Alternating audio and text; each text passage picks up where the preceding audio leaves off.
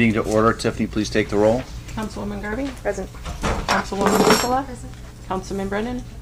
Councilman Harjo. Present. Mayor Sykes. President, let the record reflect that we do have a quorum for Tuesday, June 11th, 2024. We're down to recognizing persons in the audience. Would somebody like to get up and speak for a maximum of 3 minutes?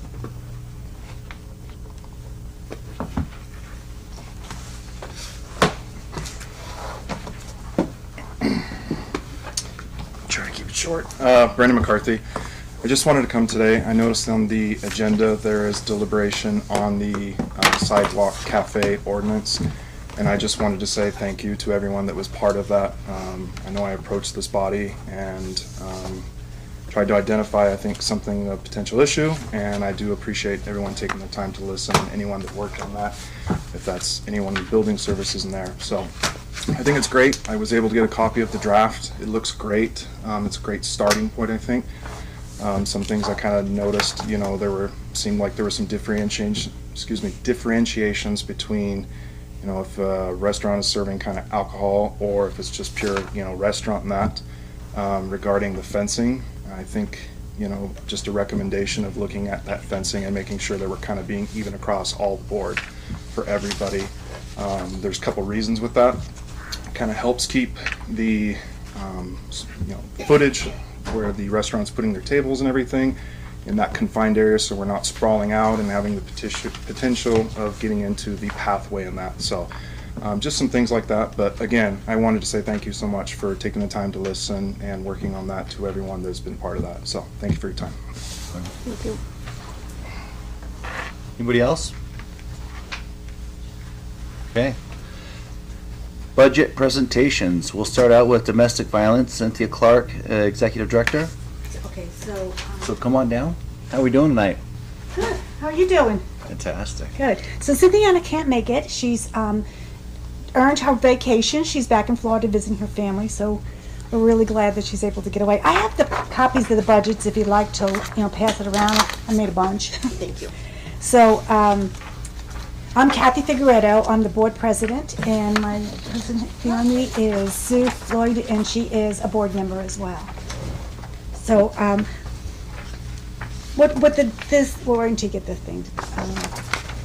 So we've had like lots of stuff happening, changes that are exciting. Just, I mean, it's amazing what's going on. So just to give you a little bit of a idea is that we have the Harmony House, which is, you know, for people who are fleeing domestic violence, sexual assault, sex trafficking, and anybody that's you know, being abused in any way.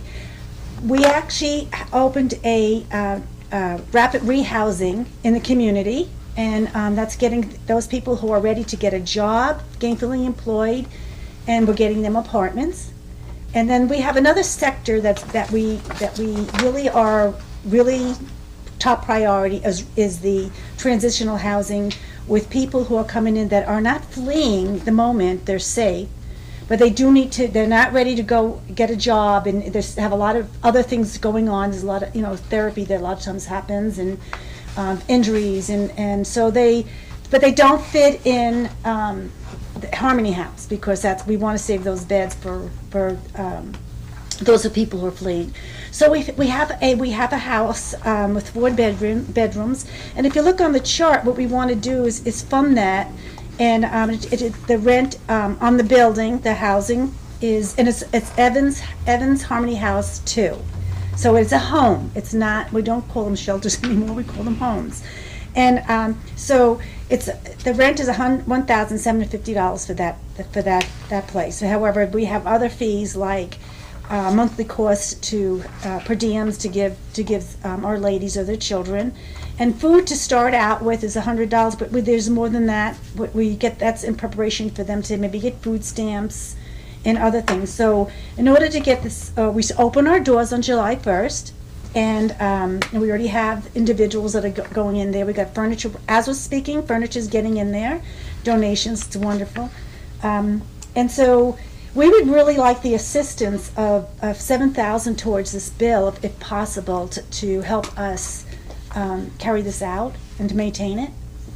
It's very important in part of our community to reach out to those individuals who really do need our help.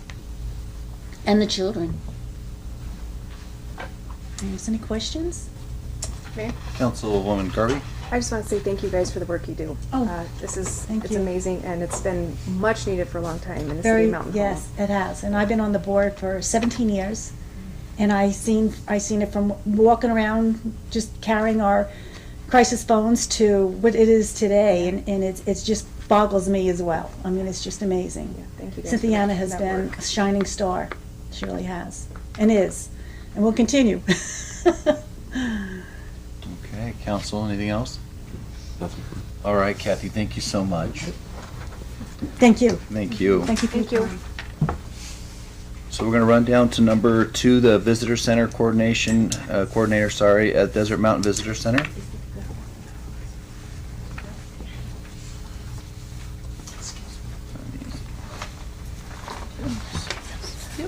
Thank you.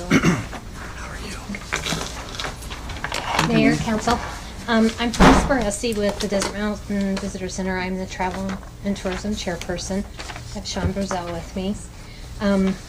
We're here to ask for your continued support with the Visitor Center. Last year you funded $7,000 for us, which we greatly appreciate. This year we're asking for 10. I know we've gone up, but anything that you would be willing to put aside for us would be greatly appreciated. That money is something that we use specifically for the coordinator position.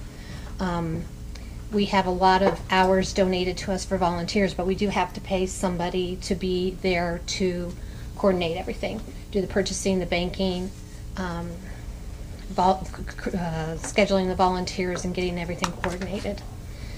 We had 5,666 visitors last year from 10 different countries, 42 different states. We hear continuously how people appreciate that visitor center being there. It's a safe place to stop. It's clean if somebody needs to use the restroom.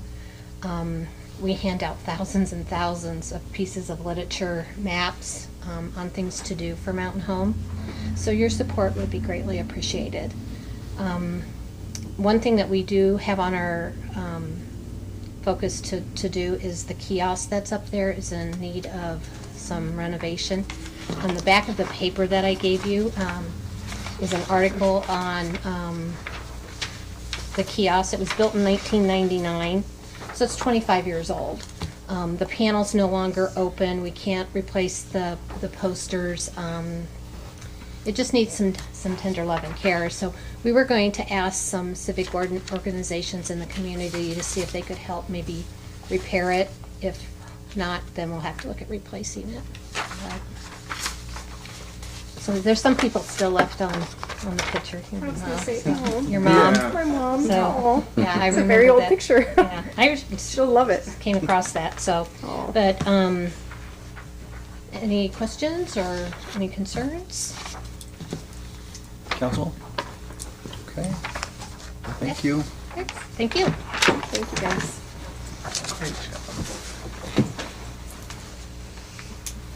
We'll run down to number 3, the Arts Council, Chris DeVore, Executive Director.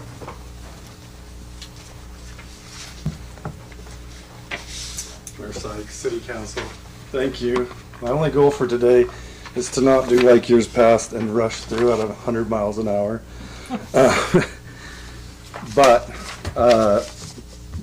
President Mildred McNeil and the whole board, represented by Charlotte Moody Emerson, gives their thanks and for your support and making an arts an important part of the community. Charlotte's primary role here is to tell me what I did wrong afterwards, so anyhow, as you go through the packet, what I wanted to show first of all is our event statistics. We just finished up on Sunday. We run June to July is our season. We finished up with Kaiwa Taiko, and our final numbers are pretty good this year. We served an audience count over 5,000. Our outreach programs to schools and nursing homes and the hospital served over 1,000. And we had 371 artists involved in those programs for a total of 6,732 people served. And that's a 23% growth year over year. We do not expect that growth to continue. we added some key programs this year. But we will continue to add program as funds are available. As you can see from our statement of activity and our balance sheet for this year to date, we're right on track now. We usually do and record about $20,000 in business in June, so it's really not an accurate portrayal, but we're on budget so far. In fact, we're about $2,000 behind budget, but we will make up for that in this month. So we're executing on that, and we feel good about our balance sheet, that we have the 3 to 6 months bank that is usually best practices for the nonprofit. And we're very excited about that because we haven't always been in that. Our budget, well, actually, before I go for our budget for next year, I did send a preliminary season of events. Our brochure comes out right after the summer concerts. So that is when you'll get the nice brochure of what we're doing. And we're still kind of locking in some of these bookings, but as you can see, we've got community canvas reveal coming up on the 4th, over 200 murals and more to come. And we'll be doing the celebration on the 4th and the reveal. Summer concerts, we've got 5 dates again this year. We're very excited about the lineup. Then we've got literary shows, visual art shows. Probably our highlights are this very world-renowned guitarist, innovative guitarist that's going to play for the community and also for St. Luke's. We've got Nano Stern, a Chilean singer and composer that will play for the high school, and also a community program. Piano Heist, which I think will be very popular. It's kind of dueling keyboards plus comedy, and they'll be at the junior high and also for community performance. And then Cuatro Nuevo, a Western classical, Eastern European folk, Latin, and jazz band. So those are some of the highlights, but you can see we have a full season coming, and we're excited about that. I will say, you know, just like anything, I'm sure everyone that comes in front of you says things are costing more this year. It's not a real big surprise, but we are seeing ways that we can subtract to add, and also running the same programs with a very similar budget. However, you know, artist fees are just up, and you know, during the negotiation phase, it's just tough right now. But through block booking and getting to know the other arts organizations in Idaho, I think we've done self-evaluation. I think we've done a pretty good job of keeping in budget. So you can see that our total budget for next year is about $80,000.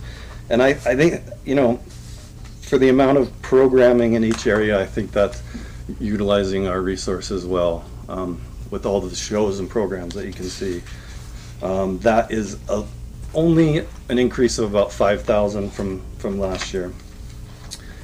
The second page, just as you look into that folds into the first page of the budget. That's just the breakdown of the performing arts, because that's one of the largest. Community canvas and the performing arts are big ones, and then we have a lot of other program that's pretty affordable. So that's about it. I just again want to say, like, it's not always the every city that thinks the arts are important for community development, and Mountain Home has a strong track record in that area, and we really appreciate it. I'm going to tell you, Chris, you have done a wonderful job. This is the best presentation that you've done, because usually you know what I mean, you've been nervous. You were confident, you were good. So, but like I say, you guys crush it, man. I love all the park stuff and the concert series, and it gives us something to do on a Friday, and so I appreciate you guys doing that. That's awesome. So, Councilwoman Workla? What are you asking for this year? The continuation of the $7,000 that we received.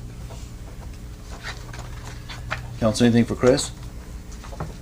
All right, Chris. Well, thanks a lot. Have a good one. You too.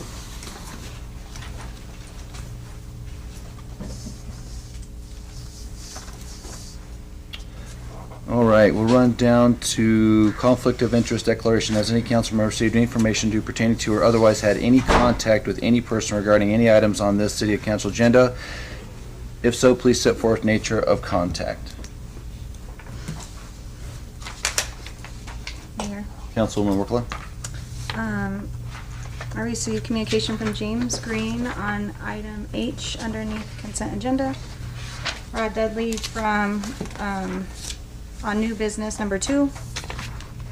And then Brenda McCarthy and Rod Dudley also sent in resumes, letters of intent, which kind of ties into H in a way. Okay. Mayor, Councilwoman Garvey. same as Councilwoman Workla. Okay. There. Councilman Harjo. Same as those. I did get one email regarding old business item number 1 from Jamie Wasson. Okay. All right. Mayor, Oh, sorry, Councilman Brennan. I can't hear what any of the other council members are declaring. I can't hear them at all. But I'll say, I'm probably going to say the same thing. But for the planning and zoning seat, I've heard from James Green and Rod Dudley and Brenda McCarthy. I've also heard from, let's see here, Christopher Wallert and William Lamb. And as far as item number, I'm going to pull that back up. I'm a little slow with being on the phone here, but item number 4 under new business, I spoke to all of the Mountain Home City law enforcement patrol sergeants on that topic. Copy that. Mayor, Councilwoman Garvey. I heard from Topher Waller as well. Sorry for my omission. Mayor, Councilman Harjo. I will also add that I got contact from Topher Wallert from P&Z. Brendan, could you hear them? No, I can hear you great. I can't hear them. Just little whispers in the background. We'll try to talk louder. Is that better? It's my big girl voice? Yep. Okay. Yeah, I can hear Jenny there. Okay. Okay. Sorry, Daniel. All right, thanks, council. We'll run down to consent agenda. Is there anything on the consent agenda that you would like to pull, talk about? Anything on the consent agenda? Mayor, Councilwoman Workla? Or Councilwoman Workla, sorry. I would like to pull H, please.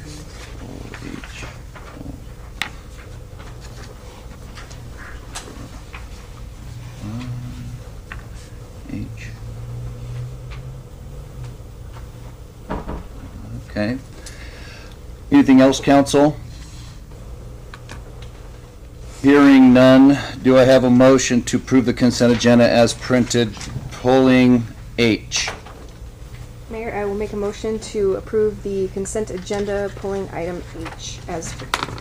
Second. Do I have a second? Second. Sorry. It's been motioned and seconded. Any further discussion? Hearing none, I'll call for the question. Councilwoman Garvey. Aye. Councilman Brennan. All right. Councilwoman Workla. Aye. Councilman Harjo. Aye. Okay. Gonna run down to old business, non-action item, deliberation regarding the golf course concession agreement with Curly's 2 Sports Grill LLC is set to terminate September 30th, 2024. Item continued from the March 12th, 2024 meeting. Council, what do you want to do? Or, sorry, any further discussion on this one? Any new insights, anything you want to bring? Mayor. Councilman Harjo. One of the things that we had discussed at that,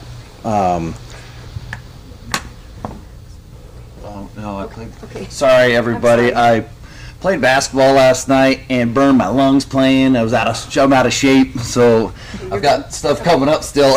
Sorry. Sorry to interrupt. I apologize. No, I was you're trying to good. be nice over here. Sorry, Councilman Harjo. yeah, so getting back to it, the last time we had this discussion, we had tabled pending feedback from some estimates from 2 separate contractors, or 2 separate topics from multiple contractors regarding breaking out the power and gas utilities from the clubhouse to the restaurant. Some of that feedback that's in the packet, one of such, the gas is actually 100% the restaurant. Previously it was thought that the HVAC, that the heating especially from the HVAC was on Intermountain Gas, and it is not. It is purely electric. So that is one expense that can be 100% attributed to the restaurant function. And the power, the original concept was to see how feasible it would be to break out restaurant-related circuits on their own meter. And as you can see in the packet, the cost is quite high, $45,000 plus, not including some of the renovation that would need to happen to accommodate that electrical work in the clubhouse. So. Okay, council, what else you got? Thanks, Councilman Harjo. Mayor. Councilwoman Workla? So I don't know if other council members are on track with this. What if we discuss all the items that are not number related first and then tackle the number items? So hopefully we can at least get it, the contract. Does that sound like a good idea, guys? So at least we can get the contract cleared up, and then if we decide we want to tackle the numbers, which I have no problem doing, I would like to get this whole thing done. There's just two things that I see before talking numbers is I want to take off the food truck. After hearing from Jake, he says there's no room. So I'd be happy just to see that removed.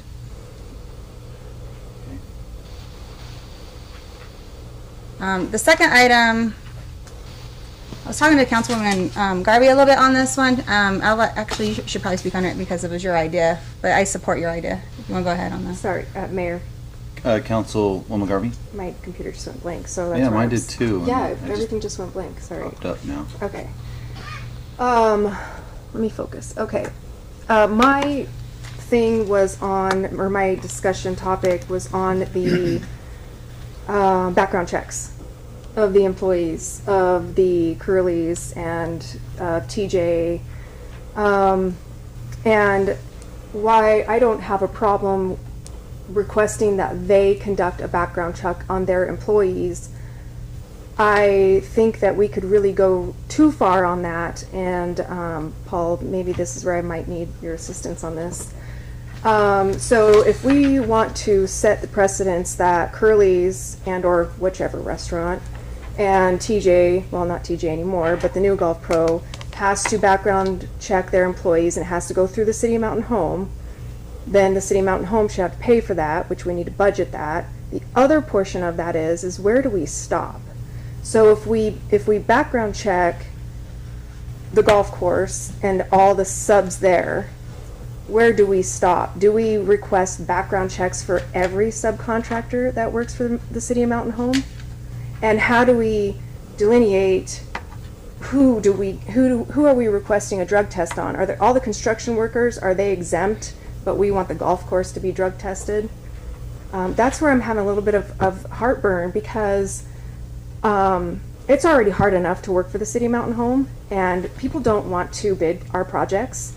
And if we start pushing in this, say, I'll just use Knife River for example. Say that's the biggest one that can just come to my mind.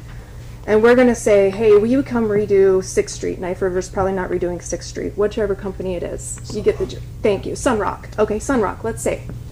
We want all of their employees drug tested because, after all, that's what we're doing to the golf course. We're kind of getting in the weeds. We're trusting our subs to vet their employees. They are subcontractors. They're not employees of the City of Mountain Home. And it's my understanding that it was just requested recently that TJ's employees show up and get a drug test.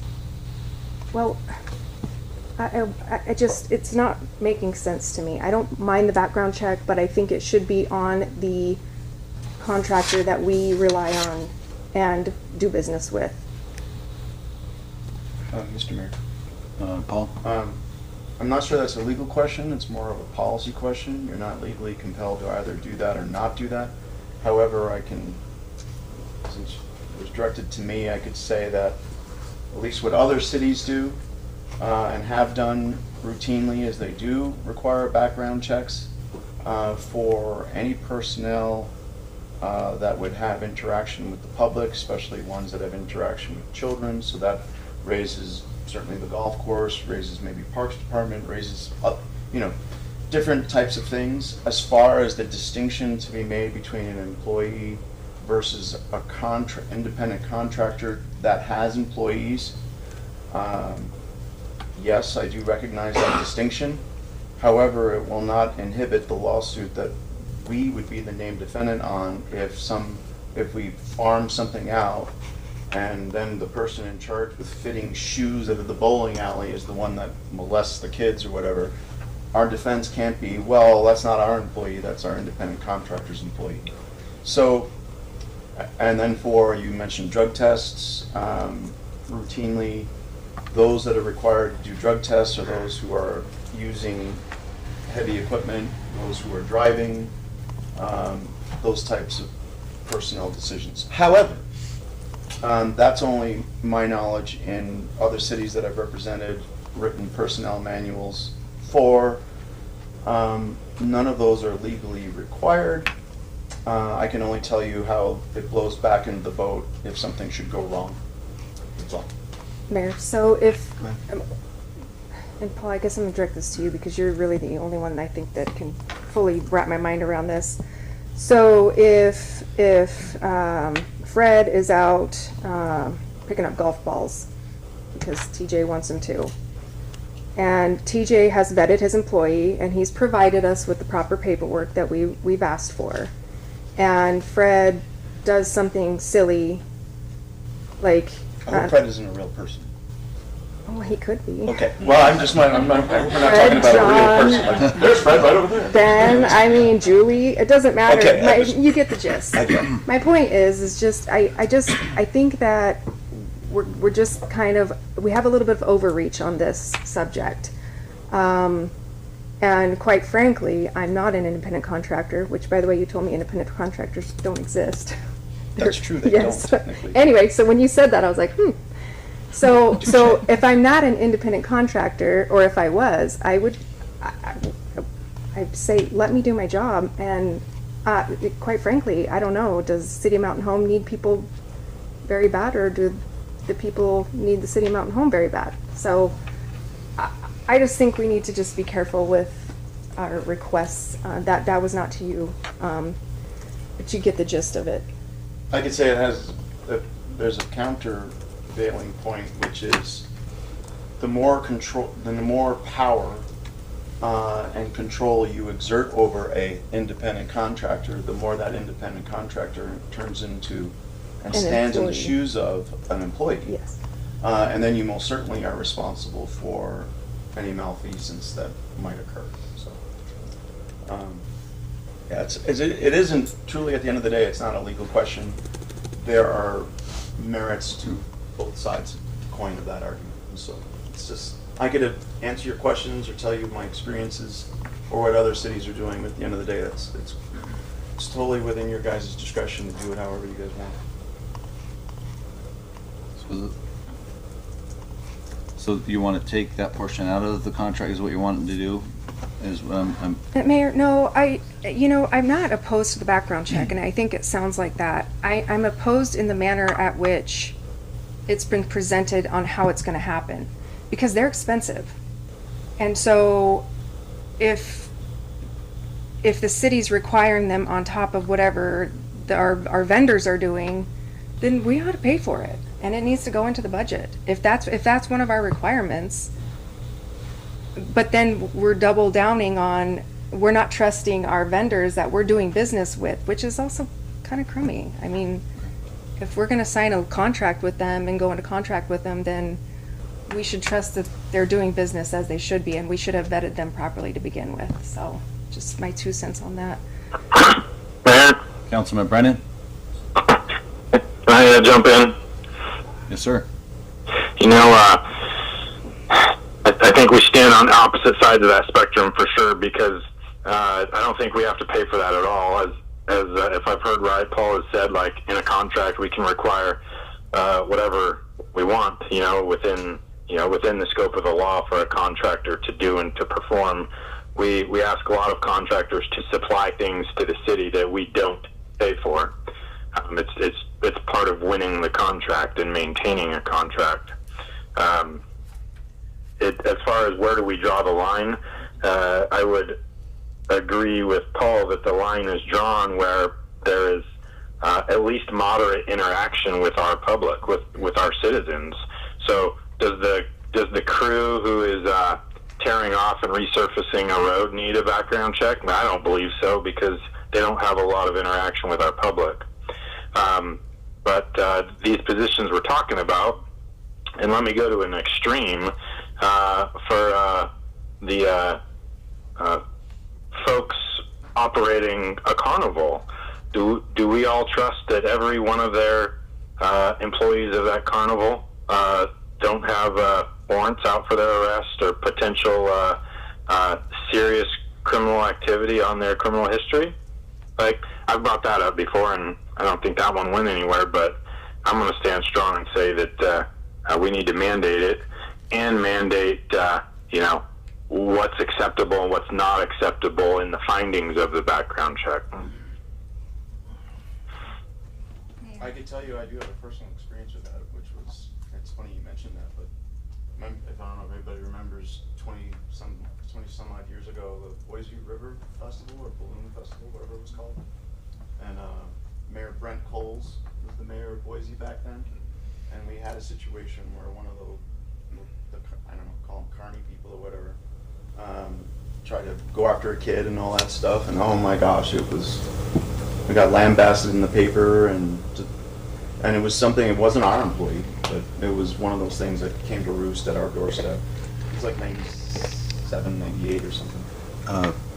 Councilwoman Workla? Yeah, I just want to clarify, are we talking about two different things, background checks and drug testing too? Are those two different? I answered for both. Okay. The drug tests, I think, for people who drive or operate heavy machinery, the drug tests and things like that, the background checks and all that are more for the interaction with the public. That's just how other cities have done it.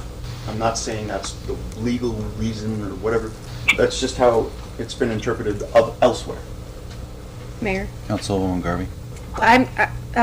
Councilman Brennan, can you hear me? I can hear you mostly. Great. So, do you think we could all, and this is to everybody, but I just want to make sure you can hear, do you think we could all at least come to the conclusion that we do agree that there should be some sort of a background check done, but maybe not to the extent that it was presented a couple weeks ago? I mean, the fact of the matter is that a restaurateur or anyway, they can hire a person that has a misdemeanor without it having any effect on the City of Mountain Home. I don't know. Just trying to figure out the line which line are we going to finally all agree on? I can read out, Mayor. Councilwoman Workla? I can read out loud what is the amended Sorry, I portion. couldn't get it. So concessionaire shall submit names and required information of restaurant applicants to the city for a background check. The city must approve the background findings before a final offer of employment may be made by the concessionaire. Current employees are subject to passing a background check before the effective date of this contract. So I guess my question, council, is, let's say, and I'm not going to stereotype by any means, but I'm just saying, what if you had someone fresh out, done their time to debt society, they need a job, and there's a cook position open, or what other position, in the back kitchen or whatever. Does that preclude, depending on the violation that they had, been accustomed to, or they got, or I guess I'm just trying to figure out how deep you want to go. Because maybe that's the only job said person can get right then and there, and they need to start fending for themselves and, getting a job, and I don't know how all that works, so, I don't know. Councilwoman? So you're referring to, like, are we, like, misdemeanor versus felony, that type of level of offense? Like, Let's say, oh my God, let's say I killed somebody 20 years ago, I'm out, and the only job I can get is a cook. felony, okay. Felony. I'm trying to play, I don't know, I'm just trying to throw out something, so. And like I said, I don't know, but like if you're a sexual predator, obviously that's definitely probably a no-go for everybody. I'm not speaking for anybody, but I'm just throwing that out there. Councilman Hartdrop. Mayor? Councilman Brennan? Sorry, just on that quick point, like, you gotta run a background check to find out if they're a sexual predator. Correct. Correct. Mayor. Councilman Harjo. This was a big portion of one of the special sessions that we had on the golf concessionaire topic. And we got into the weeds on this very thing, like, yes, our verbiage has in more recent times referred to the requirement of background checks, but we never defined what the goal of that was. So again, we're like back at this point of how deep in the weeds we want to get. I do think the language that's provided here provides enough leeway that if the city is going to require the background check and that this is up to the city to determine, that range of subjectivity, I think is covered by this like fairly generic language in that it is subjective. If someone had a low-level violation versus a high-level crime, I think there's enough room in the current language that's like 2 or 3 sentences here that give us the ability to navigate that on a one-by-one basis. What it doesn't offer, as Councilwoman Garvey suggests, is that the city cover that expense or anything like that. I think that's definitely open for discussion as well, and would need to be budgeted appropriately. I think she's right on as far as that goes. But I think the language is open enough to allow us to make those decisions within the city. Okay. I would prefer if you guys would not leave it on a case-by-case basis. I would prefer if you actually set out in contracts the same way we would set out in our employee manuals, and treat it like an employee situation, that, you know, felonies inside of 10 years, crimes of moral turpitude, you know, the language, boilerplate language that are in the police know it all too well when they do their background checks of the things that we're looking for, and you spell that out either in an ordinance when dealing with independent contractors, so you just set it out, or you do it on an individual, on every contract, and not put your guys in a position saying, well, I like that guy because he's paid his debt to society and he seems to be doing great, but not this guy over here. I'd rather not get into a piece by piece where you're literally saying you may hire this person, not that person, this person, not that person, because you're asking for a discrimination claim at some point. Mayor? Oh, sorry, Councilman Harjo. Hang on one second, Councilman Brennan. Councilman Harjo? That's a fair assessment in that sense. I'm a fan of the idea of making that an ordinance that covers all of our contracts. Obviously, we can't move as fast as to make that happen for this contract. Would we see any future issue if we use that language in this contract and then follow this up with an ordinance sometime down the road that is in parallel to it or equivalent language? It's not going to cause a clash between ordinance and contract. Okay, thank you. Councilman Brennan? I think I heard most of what Councilman Porter said, but just to reiterate what Paul just did is, I don't know if he's provided it to Tiffany or anybody, but I'm waiting for him to produce a sample of that language that is used in other cities. 3 years for a felony, that type of a thing, so that we do have that regular language. He's writing it down. No problem. Write it down, circle it, Paul. I got a circle too? Wait, let's get that. Councilman Harjo? For the councilwomen, does that start to move down the road of what the concern is? Yes. I'm sorry, Tiffany, did you, I don't have. I saw Yeah, I your didn't have it on mine either. I don't have it, yeah. I've looked everywhere. And I may not have included in the packet You because didn't. it's been continued It's for all right. several. And it's not in Daniel's old one. Mayor. Can you send it to me, please? I was gonna say, if you go, sorry. Councilwoman Workla. If you go to our last city council meeting, the one that's dated May 24th, okay, That's where I had to find it as well. I can't get it to download.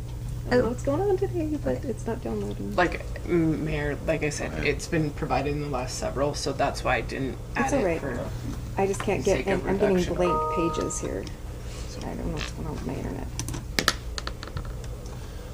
Okay, you want to go down to the next one? We come back to that one, council? So go to the next one. Next, agenda item. No, I mean. Oh, I'm sorry. Sorry, next, position of the contract. Councilwoman, did you get it? Okay. Did you hear I sent it to you? Okay, thanks. Go ahead. I Councilwoman. only had those two outside of the rent fee. Okay.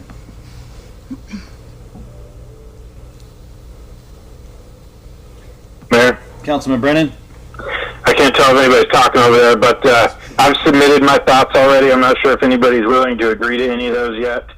I would also like to say for the record that based on the evidence we found for natural gas, I'd like to make sure that in its entirety is passed along to the restaurant contractor. My proposal for the electricity is to use one of those fancy devices. Councilman Harden knows what I'm talking about, where we can measure each and every circuit coming into the circuit breaker, assign its use, and then that'll give us the overall percentage of electricity used for the city versus the restaurant. And we can either monitor that for a couple months and just create an average, which that'll change in summer versus winter, or we just collect the electricity used like a month in the rear. After we get the bill, we submit it to the contractor. They have X amount of days to pay us for it. Mayor. Councilman Harjo? For Councilman Brennan's first point there are some commercially available devices that you can hook onto circuits in a panel box. There's some that go between the receptacle and the plug for each item. I think that would be a good thing for a certain number of devices, but for how many circuits and how many devices in terms of like fridges, freezers, prep tables, the beer coolers and that kind of thing, it would be also cost prohibitive, but also it would be a big burden on someone within the city to go read each and every one of those meters every month and then compile that information, go back through and deduct that watt usage away from the actual bill. It gets really burdensome to go that route. It is as attractive as it seems on the surface. The more I've thought about it, it's pretty impractical. If we were talking about 2 or 3 devices and we were gonna do that, I think it'd be different. But with the number of units out there, I think it's gonna be hard to pull off, and it would take a significant amount of man hours to do that month over month. If we were doing it exploratorily to figure out an average, that's one thing. But I think we can kind of get to that point without. I think we can get to the point of assuming numbers based on historical data faster than we can deal with that month over month. Some of that historical data, for instance, say the winter and summer averages for gas, for instance, like we're going to see a reduction in the winter time of $454, summertime is $480 or $458 by the current data. Power is significantly more expensive. The year-over-year totals obviously increase over time, but for the last full contract year of 22-23, the power bill in its entirety was $23,914. Now, if you take into account that HVAC is running on that clubhouse power off those 2 meters that come off the pole, lighting internally, the ceiling fans, the Golf Pros point of sale system, those are those are a portion, and then the portion that could be attributed to the restaurant are the fridges, freezers, the prep stations, any electrical, anything for the hood, the reach-in freezers and fridges. Like, that's the bulk of the power being consumed, even per the contractors that went out and gave us the estimate. In talking with them, it was roughly 66 to 75% of what those two power meters would accrue month over month. The fridges and freezers are the biggest draws. That being said, if you were to take, say, a 66% a portion of, say, that $23,914 that it cost us in utilities in 22-23, that's still $21,000 a year.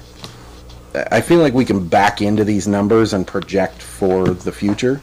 I'd mentioned before the actuals chart at like 11% increase year over year, but that is still a fuzzy number when you consider that the majority of that uptick was actually the gas. So if the gas gets set off to the concessioner wholly, and we hand that bill over to them, and they attach their name to it through Intermountain Gas, that's not our problem anymore, and everything tends to normalize at about 7% increase.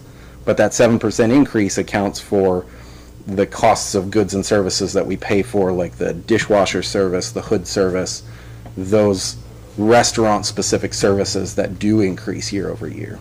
I think we can back into the power number and just include it as part of our ask over the 2-year contract that we're going to propose.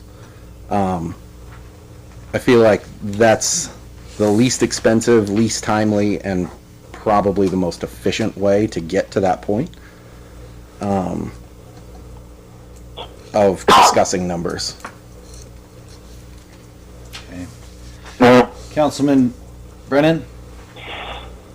I can understand what Councilman Harjo's saying, but let me ask him the question: is with that approach, it's still, even if we're backing things in and out, it's still a guess what the electricity is per the two different users. Councilman Harjo. Is that right?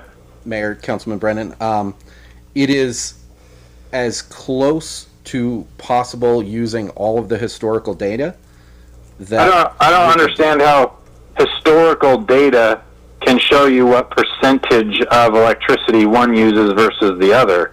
It sounds like we're using, I don't know who your electrician was, I didn't hear, but that they estimated 66% or something like that as the restaurant. And I don't know how you can back out the separation of the two. Mayor, Councilman Harjo? in the previous charting that we showed, we attributed all utilities at a fair and even 50%, even though I still felt like that was very generous, knowing the power consumption of things like fridges and freezers, the cooktops in terms of gas. We had 1 month where we attributed, say, 50% of the gas costs to the restaurant, and that month, say, March of 2023, was $611. When we come to find the actual fact is that it was actually 100% restaurant attributed. So I do feel like historical data is absolutely relevant in the conversation. It is still an estimation, but unless we want to spend the $45,000 to get the actuals, I don't, even with going with the individual wattage meters, I still feel like there's a whole lot of unknown expense. The cost of each one of those meters, the cost of man hours to send someone out there month over month, the cost to do the math off the actual bill, we're right back at square one of like, how much money are we going to expend doing this? And one of the arguments early on was, well, it shouldn't be this hard and we can back into the numbers. And now that I'm saying that we can back into the numbers, we're getting some pushback on some of this. And I say, like, 3,000 years ago, people figured out the circumference of the Earth. We can figure out from actual numbers and data what historical is and what projected costs are. This is like business 101. I think we have all the data to make that decision today. Councilman Brennan? So what if, Councilman Harder, you talk about monitoring it month after month after month. What if we just agree to monitor it for simply 12 months so that we can watch year-round, summer and winter, and then we have a true and accurate percentage of share, and then we no longer have to monitor it, and we just assign that percentage based on, we did our due diligence to find out who has what percentage, and then we move on with that percentage from there on out. I think it backs up the numbers that we're looking for. Everything we've done has been very precise, and I'd love to see it stay precise as possible. Mayor, Councilman Harjo? I don't disagree about the sentiment of staying accurate. The problem is how do you account for this particular aspect of it in a contract? And I understand, yeah, because the quandary is then on the 12th year, we've already had we're obviously the council has already agreed to a 2-year contract. So that's kind of another, I guess, snafu or quandary that you'll have to talk about. Councilwoman Workla? Would you be in charge of the meter, what's it called, meter monitor, or who would be, I guess, I just want to talk to the department head that would have to potentially, if we took this on, then it's going to land in someone's lap, and I just want to hear it from the city worker that'd be like, this is stupid, what are you guys talking about? Oh, this is the great idea ever. So, I'm looking at you, Chris, because I don't know what else to look at. It'd probably be me. Oh, are you going to be the meter maid? I'd be the Okay, no. But, it falls under me. okay, all right. What's your opinion? Whatever this council decides, I will follow your guys' direction. Mayor? Councilman Brennan?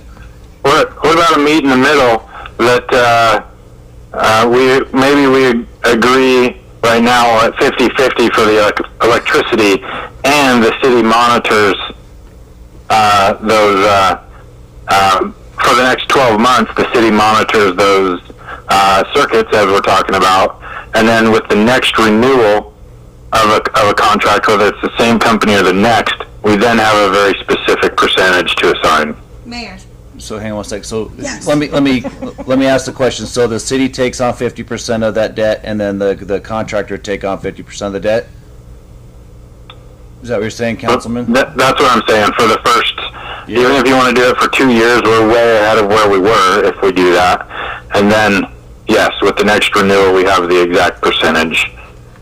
Maybe it's the exact percentage per month, so that whatever the contract could say, on this month you owe 49% of the electricity. 6 months down the road, when the HVAC system is not pushing very hard, then you owe 80%, whatever, something to that effect. Okay.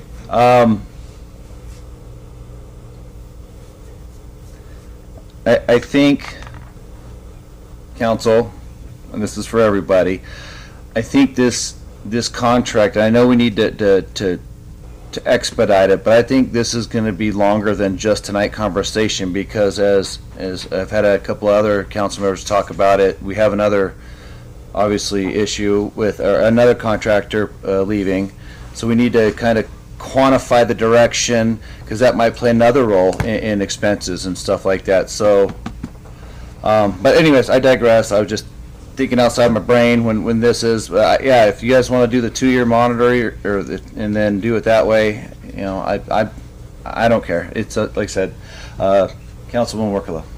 Yeah, but we're pretty solid with the electrician that came and said 66% is what the usage is, not 50. Correct? He estimated that it was 66 to 75%. And so you were just keeping on the lower he's end.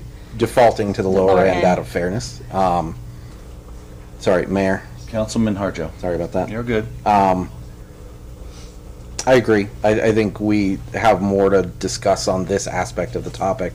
I am intrigued by the possibility of doing the conjoined approach of metering over the next 2 years, so we do have actuals, and looking at a 50% direct billing from the two meters that are attributed to the clubhouse / restaurant. If we were to bill that at that 50% or 66% or whatever this body finds, I think that's still fair in all honesty. I think maybe we have a possibility of writing it into the contract as such that that electricity will be billed separately from the monthly lease and would run like on, say, a 60-day net format that might buy us enough time through customer service and billing and all the things that we get the power bill in. We have time to go to those 2 meter numbers on the bill, extract that, divide it by 2, and send that bill out to the concessionaire. I like that. I do, Mayor. Council, Mormon Workla, sorry. I like that as well. So we're kind of meeting in the middle with both ideas. And I firmly believe that you should pay for what you use. So this way we can just look at the 2 measurements. So with that being said, we're talking about extracting the utilities. Gas, the concessionaire will pay 100% because she's using it at 100%. So either she can get that bill in her name, or she can reimburse the city, I think is kind of like the idea there. And then for electricity, do what we just discussed. And then the rent would be separate from utilities. So it would be maintenance, repair, rent, equipment. I think, did I cover all the, okay. So with that, can we look at numbers? I really think we can get to a point tonight to talk about numbers, like actual numbers.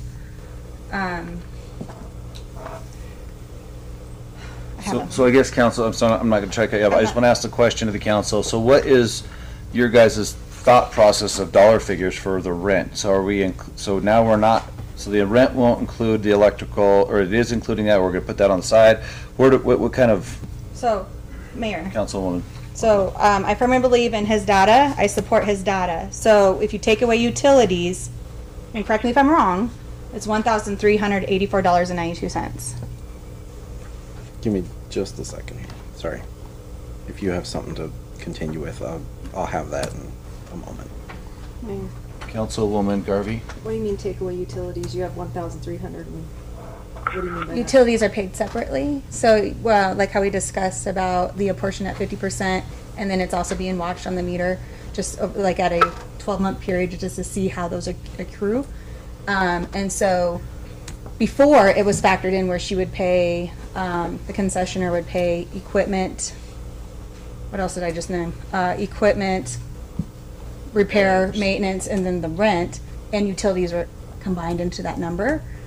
We're taking utilities out, and then it would be just those items that I listed. So How did you there'd get be the a, 1,300 number? Mayor. from the data that he supported from earlier. Councilman Harjo. Councilwoman Garvey, and Councilwoman Workla, that's accurate. The 1384.92 would be if you took the year of 2023, swept away the equipment cost, which was the flyer of all the table and chair purchases. That's that 21,000. So we started with 59,742. We subtract the 21,872, which is the equipment, and then the utilities for at 100% was $21,251. That leaves you with 16,619.09 divided by 12 is 1384.92. So if we started in that realm of 1384.92 and structure the contract to do actual power on a 60-day net, 50% bill. In parallel, internally, we do the meters and we decide, and we figure out what that historical data is 2 years from now when this future contract ends. And I think we'll have a pretty decent view. This also takes gas off the table. So that 1384 is all of the restaurant repair and maintenance, clubhouse repair and maintenance, and capital outlay costs, minus equipment, minus utilities.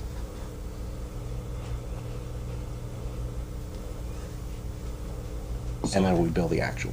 So Councilman, you're saying, so the rent, what you're gonna put in here is $1,300 a month? Well, Mayor? Councilman Harjo? That's reflective of the last full year of the contract. I would, I would default to that 11% actual increase year over year. I would look at the starting place as 11% beyond the 1384.92. for the rent rider fee to go up for the next So year. Councilwoman Workla? Oh, I'm so sorry. I'm so sorry. I'm so involved with this. Okay, Mayor. Okay, so he's talking about the rent rider fee to go up 11% the next year. What number would that be then? I guess if you do quick math, I could just do that quick. Councilman Harjo? So, and I'm gonna throw this out here, just me being me, I always got throw something in here every once in a while. So when we compare things, other entities of the city, whether it be the library, or we compare it to the parks, or we compare it to police and fire, one of the coolest amenities that well, besides the library and cemetery, one of the biggest amenities that a business looks at when relocating is what kind of activities do my workers have, and the golf course being one. Now, would I love to see the golf course break even? Yeah, but do I realistically seeing it doing it right now or here in the next 2 years? I would love to see it, but we got to remember this is another city amenity. So if we don't take the hit is bad, but we can come to more of a, we can't just sock it to the contractors, and yeah, they're making money, but that's what you want. You want good contractors to make a living and do the lessons and provide food and drink to your patrons and your city, your constituents, things of that nature. I just want to keep that in mind, that if we're trying to eat the elephant, not one bite at a time, but the whole elephant at one time, I don't know if the contractors are gonna do it. Mayor? So, Councilman Workla? My bottom line is, being fiscally conservative, the taxpayers cannot subsidize her business. Correct.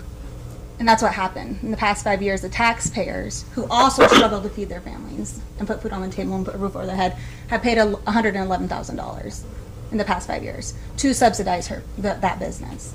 Is there any other structure of that within the city that goes on, where the citizens are subsidizing a private organization, a private business? Okay. Mayor? Councilman Harjo? I circled back and did the math. The 1382.94 with an 11% increase is $1,537. So first year it'd be $1,300 a month. Second year it'd be $1,500 a month. Mayor, Councilman Harjo? first year would be 15. 15. The 13 is the actual from 2023. We're projecting forward to try and stay ahead of that 11% historical rise.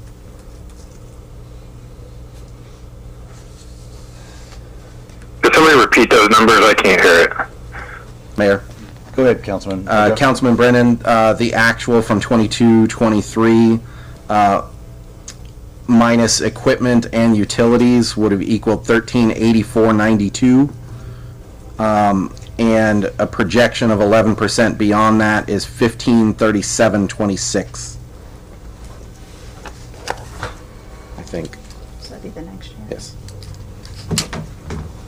Okay. So, Mayor? Councilman Garvey, please, first. Okay, so I just want to make sure I'm understanding this correctly. So in addition, so you are projecting 1384 with an 11% increase. The 11% increase is what you think is going to, utilities are going to go up 11% this year? Is that what I'm understanding? Hang on a sec. Is it, you want him to answer then? Yeah, Okay, yeah, yes, please, answer that I'm one sorry, quick, yes. Harjo. Just quick yes or no. Yes, based on historical data. The expansion beyond that was the normalized number. It was closer to 15% prior to normalizing the weird year of 21-22. Okay.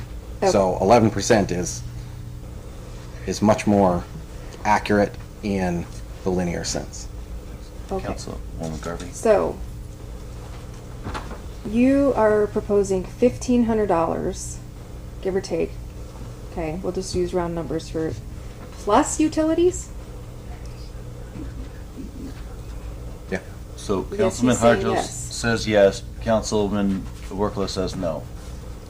Mayor, Councilman Harjo. the 1,500 would be our portion of what the actual cost, based on the actual costs of what we have spent year over year over year with the 11% increase, divided out, minus the utilities, minus the capital outlay, or minus the equipment. Those are based on the projections based on 6 years of historical data. That is how you would find the under the hood cost of what it takes us to deliver a turnkey restaurant. If we're going to abstract out the utilities and bill those directly, that would be in addition to this 1,500 base cost. Mayor, Councilwoman Workla. because in the information data he gave us, Councilman Garvey, I think it was like $2,700 if utilities were factored in. Correct, $2,700 a month. It was a little more than that, but basically, yeah.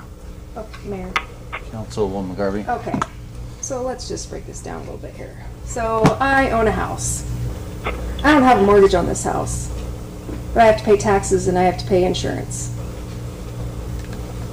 So I'm going to take that $500 that I have to pay monthly, and I'm going to charge that to my tenant. We should be doing the exact same manner in this, instead of this 50%, blah, blah, blah, blah, blah. So if we're gonna charge them $1,500, that covers the utilities, yes? No, no, it doesn't. That's strictly operating cost. Mayor, can we waive, So what I'm, No, I don't think that we should. Oh, Yeah, we should. I don't think we should waive it, because we will go down into the weeds. Excuse me, I'm well, sorry. it's just, No, you're correct. it's how- You should, Yep. it's your call. I don't think we should waive it. Okay, so let's go back to, I have my house. I don't know anything on it. The city has an amenity, the golf course is an amenity. The city has taken the responsibility of the golf course since 1968. I'm sounding like a broken record just a tad bit, I apologize. But the city, the people pay taxes for the city to have these amenities. And we're recouping most of our cost out the door at $1,500. The city is not in the business of making money either. So it's just not, it's not this complicated to get a monthly rent number. Councilwoman Workla. So I agree with you. The city is not in the business of making money. I don't want to make money. I hope she's extremely successful and she makes a lot of money. Like, but that's not our business. Our business is making sure the taxpayer doesn't fund her business. There's no other amenity. There's no other amenity in Mountain Home that's making money off the backs of the taxpayers, right? And so if I was to come to the council and say, hey, I want to put a shack on Legacy Park, and oh, by the way, it's going to cost all the citizens out there $111,000 because it cannot make its end meet. Because the citizens that we have to budget for, the citizens have to pay for this, this, and this. You would say, yeah, right, we're not going to do that. That's not smart business planning. So I understand we got to separate the business of Curly's from the golf course amenity. You just can't. I don't know. That's just where I feel. Mayor? It's a different animal than the pool, the library, the parks, because those are city properties, and we have a budget to take care of those city properties. But I feel we do not have a responsibility to subsidize a citizen's business. That, to me, it's out of our realm. So just because it's tied, I'm sorry, I just gotta finish. Just because it's tied to the golf course doesn't make it different or special, in my opinion. I think that's where we disagree. I'm sorry. Okay. Hang on one second, Councilman Brennan. Councilwoman Garvey. There are several people that actually make money off of the city. Tom Hogue at the airport, he has a business out there. The Golf Pro, he has a business. Brandy has a business, all subsidized by taxpayers' dollars. I don't care which way you look at it. He makes money out the airport with his business, and we fund that airport, and So, Mayor? I just was gonna say, there's more people that make money on the city than just Councilman Brennan? Curly's. I was going to say, I agree with Councilwoman Workala, and I know this is not an action item, but I'm going to say for the record that I'm ready to proceed with $1,500 a month for 24 months. They pay the electricity and 50% of 100% of the gas, 50% of the electricity. After our bill comes in, we submit that electric bill to them and they pay it. That's where I'm just going to stand. Yeah. And the rest of it, I've already told everybody where I stand on the paragraphs, portions of the contract. Mayor, Councilwoman I Workala? support that. And then, what was the gas bill, Councilman Harjo? A month? 1 sec. Sorry. The average gas bill was, give or take, $460. Just average. 1960. Okay. Mayor, Councilman Harjo? with the caveat of some months have spiked up north of $600. So, It's average. All right, council, let's table the rent real quick. Is there anything else on this contract that you'd like to change or modify or look before we come back to that really quick?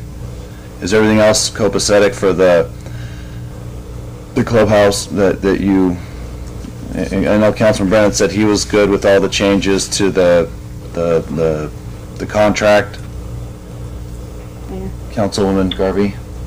Real quick, I'd like to circle back down with the background checks now that I've got my contract up. The verbiage on here says concessionaire shall submit names and required information of restaurant applicants to the city for a background check, period. My interpretation of that is the city's going to perform the background check. Am I wrong? Mayor, Okay, so I think we need to change that verbiage. And then it says further, the city must approve the background findings before a final offer of employment may be made by the concessionaire. So again, are we vetting our contractors' employees? Oh, I don't care for the language, that's all, I think we need to fix that. okay. Well, Can I okay. ask me? That's up to you guys. Councilman Harjo, you had a... Mayor, I think we'll get Paul's verbiage on the kind of boilerplate knowledge based on, your findings and history of how other cities in our state handle I that. found Boise's while you guys were talking. Okay. And I thought the language was pretty good, so. We can substitute that out, Councilwoman Garvey.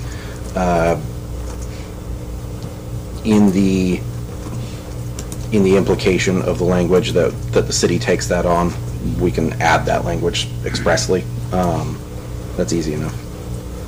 Now, do you want, because I just read Boise's, they kind of leave it a little bit loose as far as, for independent contractors, volunteers, and then they're also their employees. They leave it at that they may elect to, but they don't require that they do it. It's at their expense, Boise's expense. But they may, not shall, but may, and then they give the parameters for why they would do it. It's interesting how they wrote it. It's not as tight as I thought it would be. But I can give you that as an example. You can maybe pull up Meridian and Eagle and places like that. Mayor? Councilman Harjo. I would say the council should probably look at that language before proceeding in that part. I do agree with Councilwoman Garvey that if we are going to elect to perform that the city should be taking on that cost. It also ensures that those background checks are being performed to a standard, which is great for us. Mayor, Councilwoman Merkela, sorry. tired, I know. So, is that budgeted in, Tiffany? Do you know? Has that already been Is there a budget for background checks for this type of thing right now? In our, Just for city just for city employees, employees? So this is something with budget talks, we would have to see how much this would cost and build that in, I would assume. Most of, Mayor, Go ahead, Tiff. the background checks are done internally through our police department, so there's no expense to those background checks.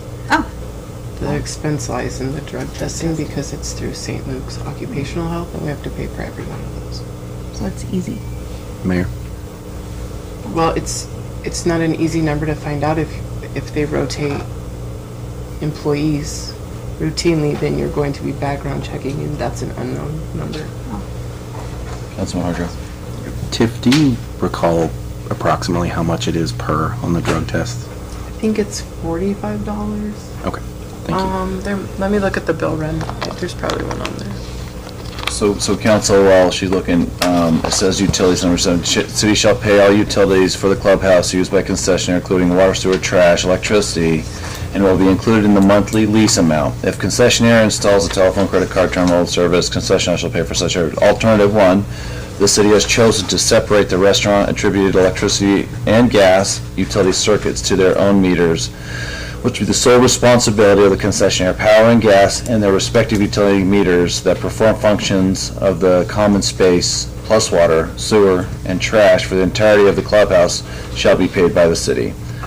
So, and we've thrown out a lot of stuff here, and just to get my head wrapped around it, so we're gonna make concessionaire pay the gas. We're gonna make, and then we're gonna do the 15. Right? Mayor? So we'll just have to change that alternative 1 in this. Councilman Harjo? Yeah, that was what I was getting at earlier. I think we have enough discussion to go make like material change to this and bring it back, reflecting on all of the requests from this discussion.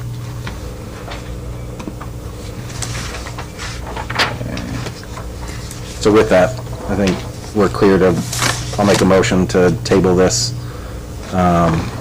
until perhaps the next council meeting, so we can make those changes and have this distributed to council to review before the next meeting.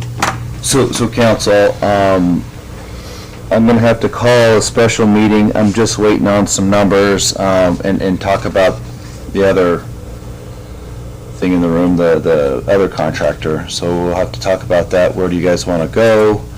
What we're gonna do, sooner rather than later, so possibly next week sometime if available, whenever it's, and so we gotta figure out the budget for that one as well. So just throwing that out there. I don't wanna, like I said, I'm squirreling on you, but let's just keep that food for thought. Mayor, Councilwoman Garvey. this is a non-action item. We don't have the Correct. information, motion to table it. So I'm just saying, so are we, council, are we done with this for right now? Or you have any more input on this concessionaire agreement? And we'll table this and just move on to the next. Copacetic, council? Yes, sir. Yes. Okay. Non-action, item number 2 in old business, it's the staff update regarding Mellon. I think Tiff put something in your basket or emailed you guys today. Do you have any questions on that one? Okay. Run down to new business, items removed for the consent agenda. Councilwoman Worklow, I'll let you take that one, item H. Yeah, absolutely. So the first that I've heard, first of all, James, like, it takes a lot of courage to just even put your name in the hat. So thanks for that. But with that being said, I believe the process has been previously, is that it was a public announcement. It was put on Facebook. You're able to get the most attention, the most candidates by advertising it. This is, I pretty much think this is the first I've heard of this even being an item when I got my packet this weekend. So I have received emails from a couple other candidates, which I feel would be better fit candidates for this position. So I, speaking for myself, will have to say no to James. I'm sorry, but I just think with the couple other candidates that put in, it'd be a better fit. And if it was a public announcement, we might even have more. So that's where I stand. Mayor. Councilwoman Garvey. I understand that you make the recommendation, but I have been inundated with a lot of people that are showing interest, that want to sit on the planning and zoning, and their credentials are pretty phenomenal. So I have to say, I think, I too think that there's a better candidate out there, that I think would sit on the P&Z board and bring a lot of valuable knowledge to the board, based on the people that have reached out to me. Okay. So Councilman Workla, what do you got? Well, You want to do a? I already said it right now. I'm going, I guess I would have to, does the other council members want to speak up, or should I make a motion? Okay. It's all you. All right, it's all me. Mayor, just real quick. Councilman Brennan. I think I'm gonna go along with the sentiment in the room, but I guess my request would be that we open this up and do a public announcement for any interest. Give it 2 or 3 weeks for applications to come in, and then we reattack. Copy that. So, Mayor. Councilwoman Workla. So I'll make a motion to deny the appointment of James Green to the Planning and Zoning Commission, filling the remaining term of Travis Eichnes, which expires in February 2028, in the addition to opening this up as a public announcement to get more applicants. Second. It's been motioned and seconded. Any further discussion? Hearing none, I'll call for the question. Councilman Harjo. Aye. Councilman Workla. Aye. Councilman Brennan. Aye. Councilwoman Garvey. Aye. Sorry. That's all right.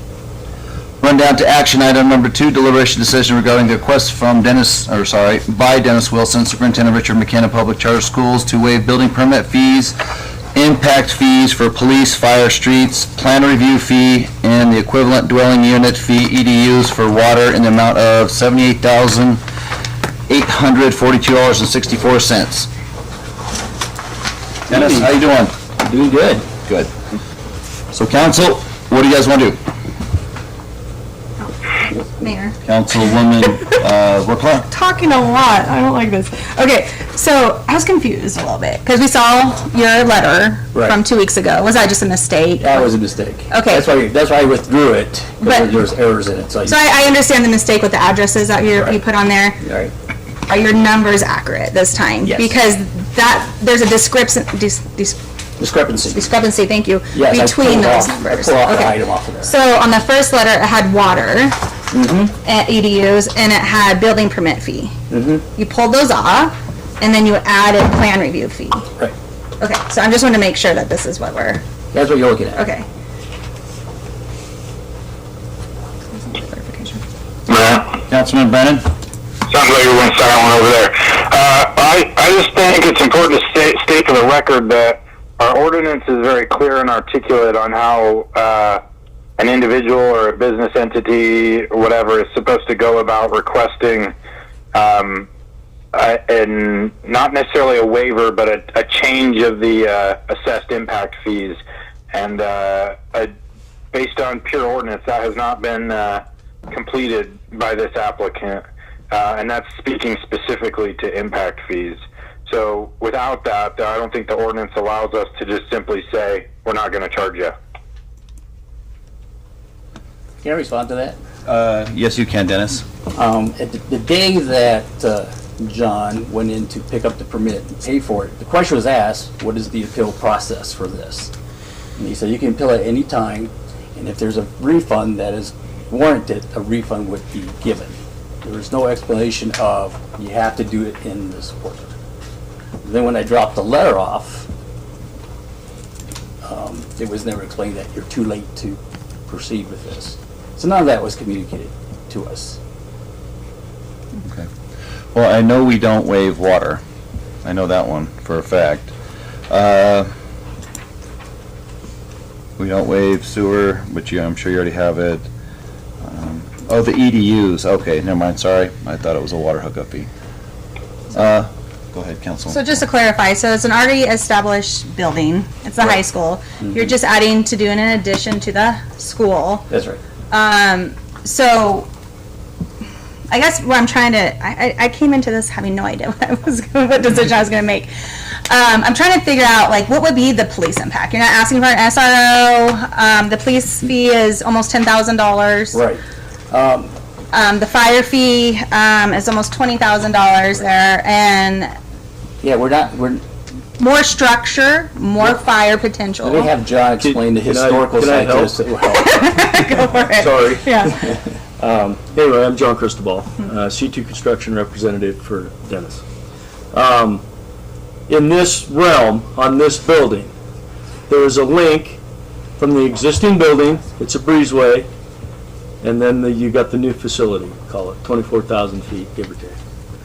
The existing, when we built the first building 17 years ago, the water lines were upsized, the sewer lines were upsized to accommodate future expansion. Now, whether or not impact fees were collected at that point, I have no clue. But there were permits collected at that point. Currently, we've went through the design review process, engineering, etc., with ourselves, our in-house guys, and the city review, and there is no additional line sizing necessary for this building.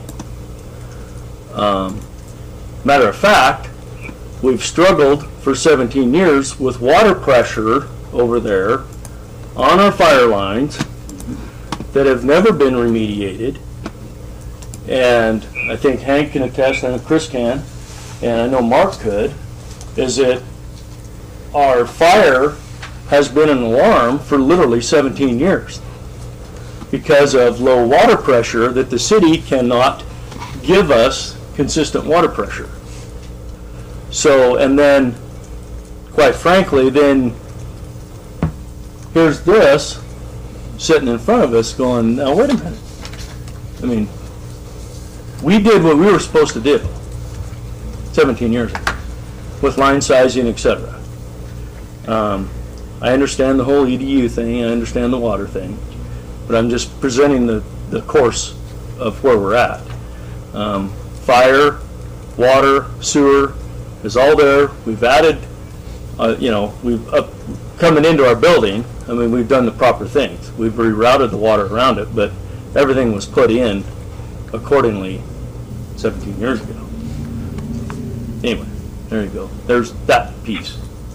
So Dennis, what's the reason for the expansion? Enrollment in programs. Next year, we're going to see additional 60 kids in that facility.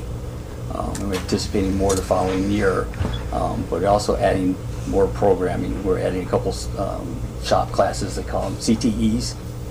So one's a technology class, which we're starting this year, and the following year we come more like trades, and we haven't determined which trades it will be. But also a full-size gym and additional classrooms for a junior high program. So quintessentially, you're obviously expanding your school because of growth. Yes. Right. Yes. So we did the impact fees for growth, fire, police, streets. Currently, do you pay tax? Does the school pay tax for the land it sits on? No. So what services have you put in for that would pay for the police, fire, and streets? The school. What we put in to pay for that? Yeah, like what did you pay for that in the beginning? I wasn't here. I don't know what that number was. As far as dollars and cents? Yeah. As far as what we put in infrastructure? Well, for like the streets, the fire, the police department. I mean, if I was just going to throw a number out there, $300,000-400,000. In permit fees or impact fees or? In infrastructure that we've already done. The other side of these impact fees with a school specific, not necessarily a developer, but a school. Oh, I'm sorry. Am I speaking out of turn? Go ahead. With a school. You're my historian. With a school, by statute, the state says, schools, you don't get impact fees. We don't Richard McKenna doesn't get to add down here. Okay, Joe Developer down the street, we approved 200 units down the road from him. At some point, him or 193 has to take these kids in. Those units paid the impact fees. So it'd be like. Mayor. Councilwoman. Yeah, so I try to always look at it how I would relate to what I know, right? So if I already have my home that's been built, and then I want to put an addition onto the back of my home, I don't pay impact fees, right? Is this different because it's residential versus commercial? That's my question. And if it is, that's silly, okay? Because you're just adding on to an extension to an already existing structure. So it's not like they need to build a road to get to a structure. It exists, right? Police is going to cost an extra $10,000 to patrol the area. If something's happening, I'm going to call the police and whatever. They're already going to do that, right? So I struggle a little bit with some of these impact fees, and if it's an ordinance thing, and Paul, if you can help me a little bit, if this is an ordinance thing, where it says that does it say we have to apply these impact fees per our city ordinance? Yes.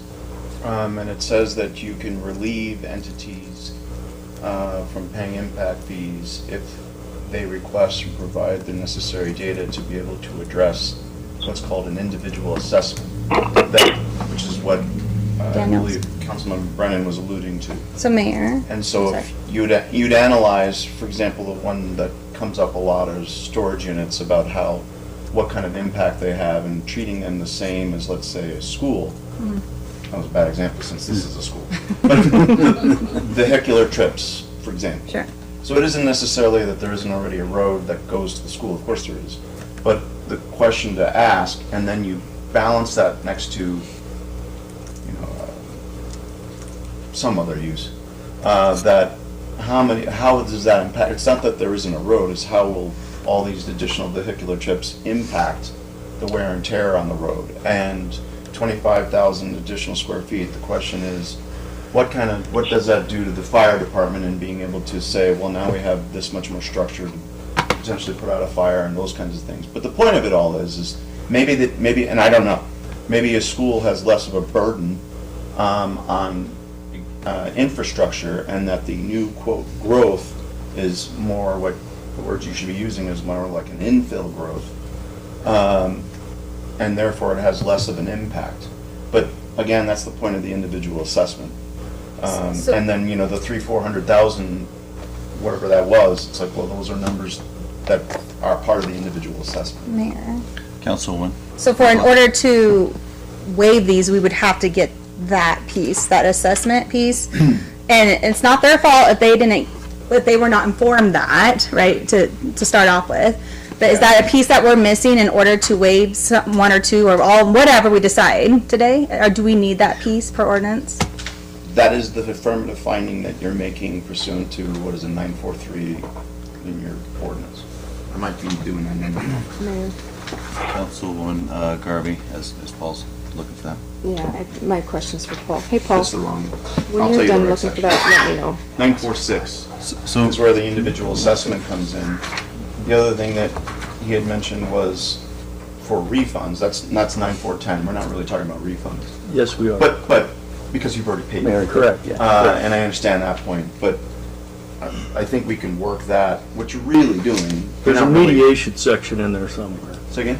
There's a mediation section in there somewhere, but that's where we're headed. But what you're really kind of going at, albeit the horse is in the back now, is you're asking kind of for an individual assessment, saying, look, our burden is not the same as what you have the impact fees based upon.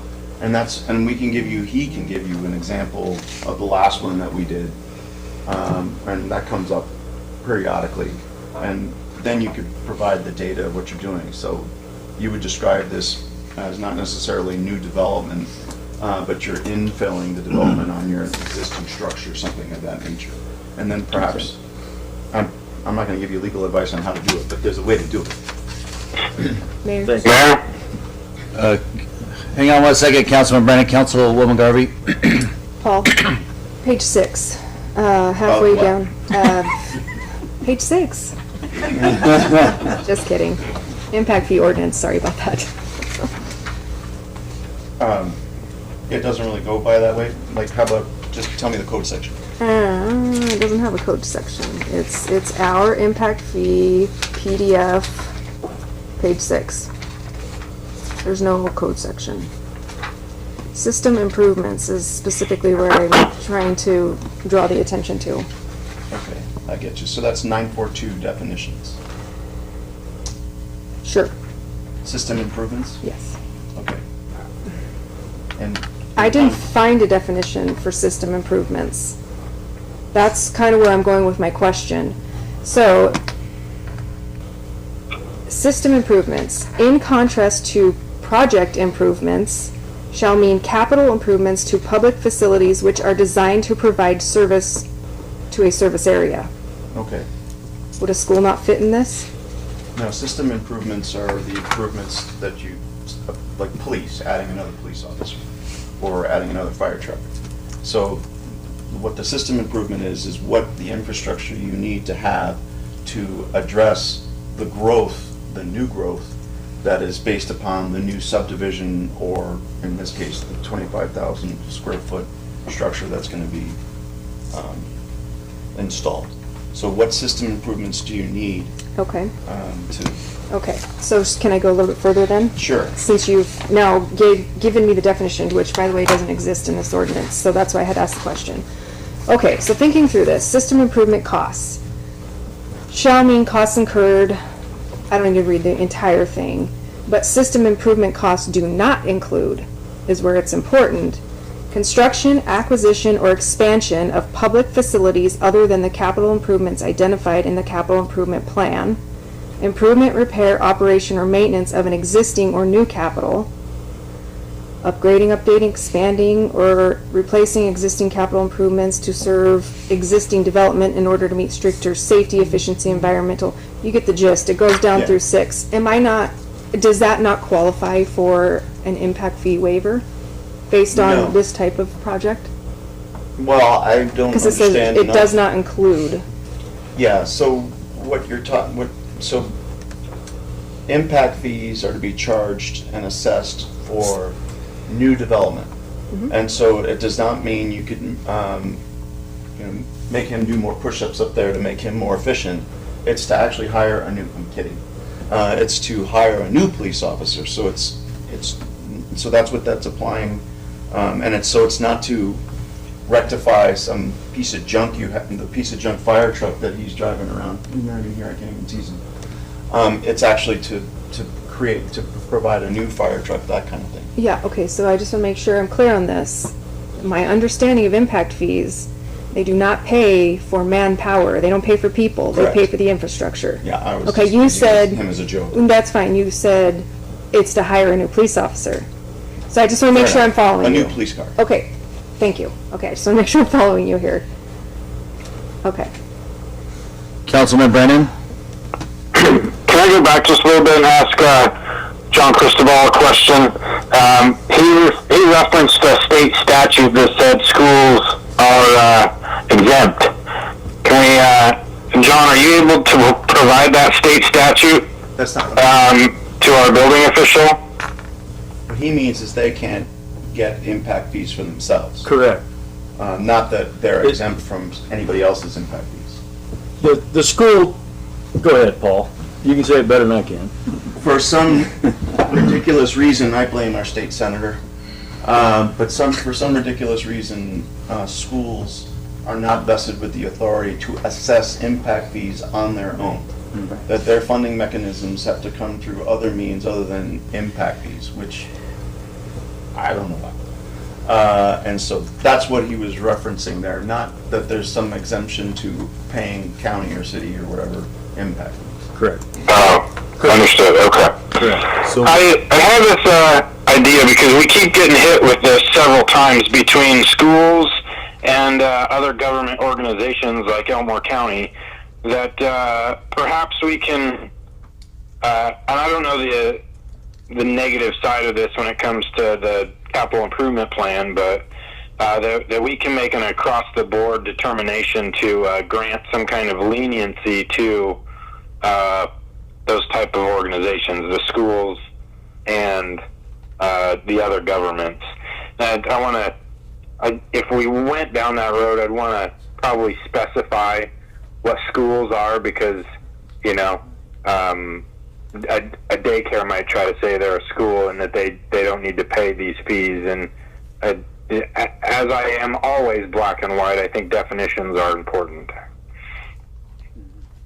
So council, and I'm gonna probably take this to Brenda or Chris, so is it fair to say that they need to do the form to the cost mitigation, what was the Individual assessment. individual, assessment. and what if I put you on the next agenda as the first, so you don't have to sit through Well, it's entertaining, but oh, yeah. Put you on the next city council agenda for the first one, so that we can get that assessment. They can do that for you, and then regardless of whatever that assessment comes back, you still have the body to say, well, we'll waive them all, or we'll only waive the 50% or 99%. I don't know. Is that fair?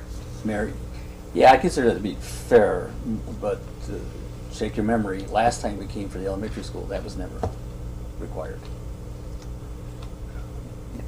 We never did an individualized assessment. Did we waive them last time? You waived some of them. Some of them. Yeah. Okay. Mayor? I don't think we had impact fees. We didn't have We impact, didn't yeah. have impact No, fees. Mayor. Yeah. This is So that- new. This is okay, new. So We since may this not is have new, that, 'cause We did we not. not have that, okay. We did not. That's good to know. It's a Sorry, shell. I didn't mean to. Sorry, go ahead, Tiff. Mayor, I want to say Councilwoman Garvey is correct. We did not have didn't have impact fees to assess at the time of your last application. Councilman Brennan? A ditto. I was going to say the exact same thing. That the big impact fees that we have now, we're not in. This is the first time we've dealt with this with a school. We've dealt with it with the county, but not with the school. Okay. Mayor. Let's follow the process. Mayor. Councilman Hargis. sorry. That's not accurate. We've assessed the Mountain Home School District impact fees on a structure that they built over their freezer. Considerably lower in comparison here, but we have done that. And it's something that I vehemently disagree with. First, like, to assess impact fees to another political subdivision of the state of Idaho is, I don't feel like the original intent of impact fees, of growth paying for growth. To ignore the fact that schools should be considered infrastructure in the community is problematic in and of itself. And I think historically we missed that in the ordinance creation. And it's something that I intend on tackling soon. Brenda and I had this discussion earlier today. In this instance, we have already reduced other applicants' impact fees that came before this body, since I've been on it, based on similarly provided information to this. I think jumping through the hoops of an individual assessment and coming back, I don't see the relevance in that unless there's a formality that must be met. I think as we prescribe in our own ordinance and by state statute, that in many ways this was paid under protest, quote unquote, because in order to move on with the development and the construction, those building permit fees and impact fees must have been paid at that moment, or construction would come to a halt. So I personally feel like the fee payer refund section A.1.c, the fee payer pays an impact fee under protest with a subsequent review of the fee paid, or the completion of an individual assessment determines that the fee paid exceeded the proportionate share. And I feel like this is something that can be discussed today, rather than pushing it off, if it's not totally necessary to push it off. Yeah, Mayor. Like, I want to know, like, for example, when you said that, well, hey, look, these increase in number of students or whatever, this, presumably the subdivisions that they're coming from has already paid that impact fee, stuff like that. That it has, just, you need data. Yeah, Mayor. Just look at it. Isn't that, it's a state statute that we do it in that order. It's not us just doing it. It's a state statute that we have to follow in order to waive impact fees. Because once we create the impact fees, we have to capture the impact fees. And in order for us to waive them, we have to follow This is- proper protocol. So then, Mayor, all we're saying, That's since how we did it last time. Yeah, anyway. since it's an ordinance and state statute, let's just do the process, and that way, we can never say that we didn't follow our own ordinances, our own policies, and it sounds like the body, more than not, is going to probably waive, but let's just do the process, so we're not circumventing state statute or the ordinance, and move forward. Is that fair, council? Mayor, Councilman Harjo? the operative in this statement is or. Or, yeah, I acknowledge that. Right. But you're getting to the same place, which is taking a look at why Why? is this fee too high? Mayor, have you done this for other entities? Yes. Yeah, we did it for the United Metals. United Metals, Yes, Did they have Mayor. to do the individual assessments? Yes. yes. and they got a refund. Mayor, Go ahead, Just Chris. a quick example. So what happened with United Metals? They paid their impact fees. They requested an individual assessment. They did a traffic count study because the impact fee they wanted to reduce was their streets. They proved in that impact study that they did not have the traffic that would cause the increased wear and tear on the roads, and they were refunded a majority of their traffic impact fee. It was just getting the numbers. It was getting raw data. While we've done it strangely, generally an individual assessment is before you pay it. The refund process is after you pay it. And so, it's the same thing. You just are spinning like the procedurally of when it's happening. Councilman Trump. Mayor, did we follow that same individual assessment process when we deliberated the Idaho Power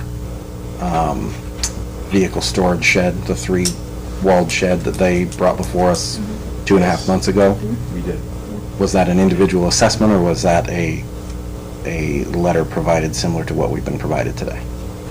They gave us data, I believe. In the form of a letter that closely mirrors what we have today. Well, that's all an individual So- assessment is. Yeah. Councilwoman Markland? Yeah, I'm wondering, what is an individual assessment? Like, what does that look like? Is it just another letter that has a little bit more data that's tied to it? I mean, Yeah, it can't be 4 lines that just say, please lower it because we're a school, just cuz. And it can't. It has to, and I'm not saying it's for you, but it has to itemize out saying, here's your impact fee. The impact fee is based, and we'll give you an example of what it looks like. Yeah. The impact fee is based on the calculation of this number of streets, Okay. this number of vehicular trips per day, and this, and this. Well, that's not the burden that we have on the community, and here's why. Okay. And then you jump through the hoops on it. I was gonna say, because it could be very ambiguous. I mean, I could just throw some numbers out and be like, here, it's not an issue. Like, who's overseeing, is this actually accurate information? Yeah, what I don't want you guys to do is just say, no, we're charging you for it, or no, we're gonna relieve you from it, but no why, which then renders your decision arbitrary and capricious. So we messed up as a city by not telling them initially that they needed to provide that. Yeah. We're slowing their whole thing down, well, not slowing the progression down, but the process, I guess, down. The refund. Yeah. That's what refund down. Right, because, so I guess it's a lesson learned for us, right, Each as one a we city, did, to be like, this is what you need to move When forward. Brock was still here, we had hearing, and we did that one with, what was the one he just mentioned? Like, we got together and we actually went through and analyzed it down the list, and Brock, we really did go through the process. And so that the request that was being made to you when you guys all got it, it had been vetted. And we're like, no, this makes sense, and we have the numbers to back it. So, Mayor, If you don't, excuse me, Go ahead, John. who provides the numbers? You Me? give so you Or give an Chris? analysis. To me. You. How do I assess a street non-residential, 36,000? We're going to provide you with an example of how Okay. it's been done. Okay. Mayor, Councilman Harjo? being that construction is still actively happening on this site, how would we accurately create and practically create a traffic study, for instance, to measure street impact during construction when the unit that is being added onto here is not in a completed state where students would be coming and going. Like, in all practicality, I think we should step back and look at is that something that could be delivered even if asked for? But to follow that, I went back to our February 13th council packet, and we have the Idaho Power topic of the same exact question of reducing impact fees. We were provided a 2 short paragraph letter, the receipt for the commercial building permits and impact fees, and a snippet of code 948, the exemption of impact fees. And in that, I've highlighted the segment 2 or section 2 construction of in this case it was a detached accessory structure, but the operative here was use creates a significant impact on the capacity of system improvements. And in that instance, this is all we were provided. If the individual assessment happened prior to us, I don't think the council was aware of it. But according to this, like, there is no individual assessment included in this topic. So comparatively, I don't know that it's. I see the instance where Brock had shepherded that through. I also see this instance, and this is akin to what we have in front of us today. And it is one that we deliberated, and it is one that we reduced. So I want to make sure we highlight that. So, where are we at, council? That one we vetted. Mayor. Councilwoman Garvey. My brain is on overload. So I don't know that we can accurately consider a lean-to shed, essentially is what Idaho Power built, to a school. And so I think that they followed, and maybe Paul, we can read over this. I think we table this and move on, but under E exemptions, the installation of a modular building, I mean, it could have been a modular building. There's just a stark difference in the two. And it was Idaho Power, where they were putting that lean-to was on their property way in the back 40. There wasn't going to be traffic. I mean, there was a lot more different things that you guys, so I just feel like that's not comparing apples to oranges as far as waiving the impact fees. We didn't actually waive the fire. We only waived the police. Mayor. So, and streets, of course, because there was no street there. Mayor, the entirety of that last statement was, the purpose was to highlight the differences in the process of what we used on that, not that the project itself is one-to-one. The process that we adopted during that deliberation is not the same as what the individual assessment was. So council, if you want to push it, but I feel like we're not being consistent in our delivery to every applicant. So Mayor, I would request you be consistent, so we're treated equal to others, just be fair. Yep.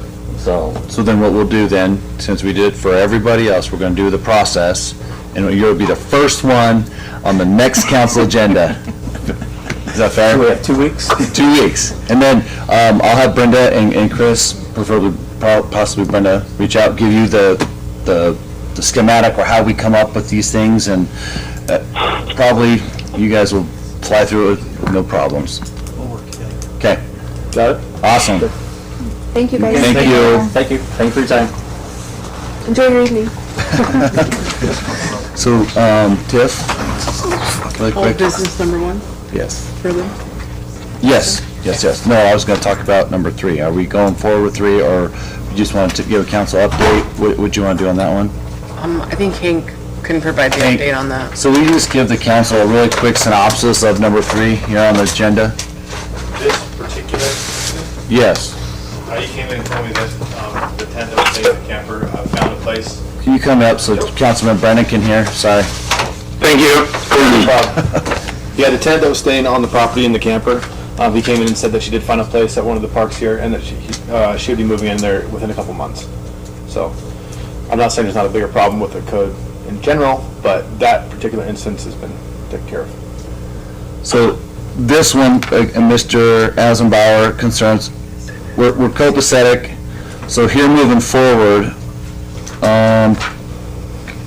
not Councilman, sorry, Hank, your big concern about this one, just to keep the council apprised of possibly changing this ordinance or moving forward real quick? Okay. How about this? I'll let Tiff go. Thank you. Go ahead, Tiff, sorry.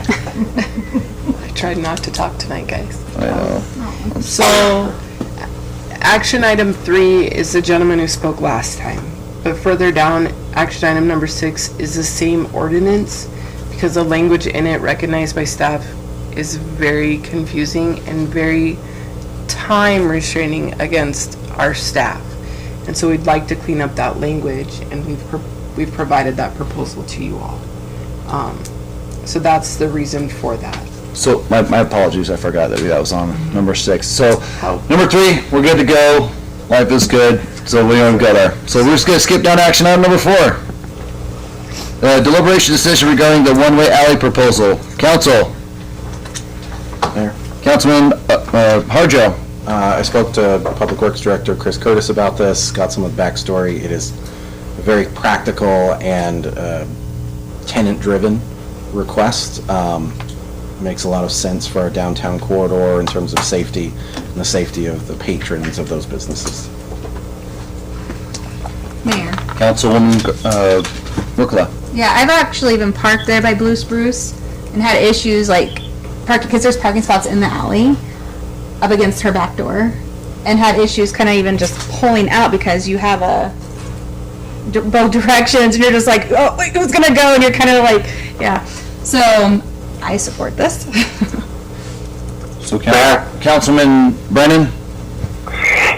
On this particular topic here, I reached out to and spoke to all 4 of the patrol sergeants for the Mountain Home Police Department to get their input on potential need and enforcement of it.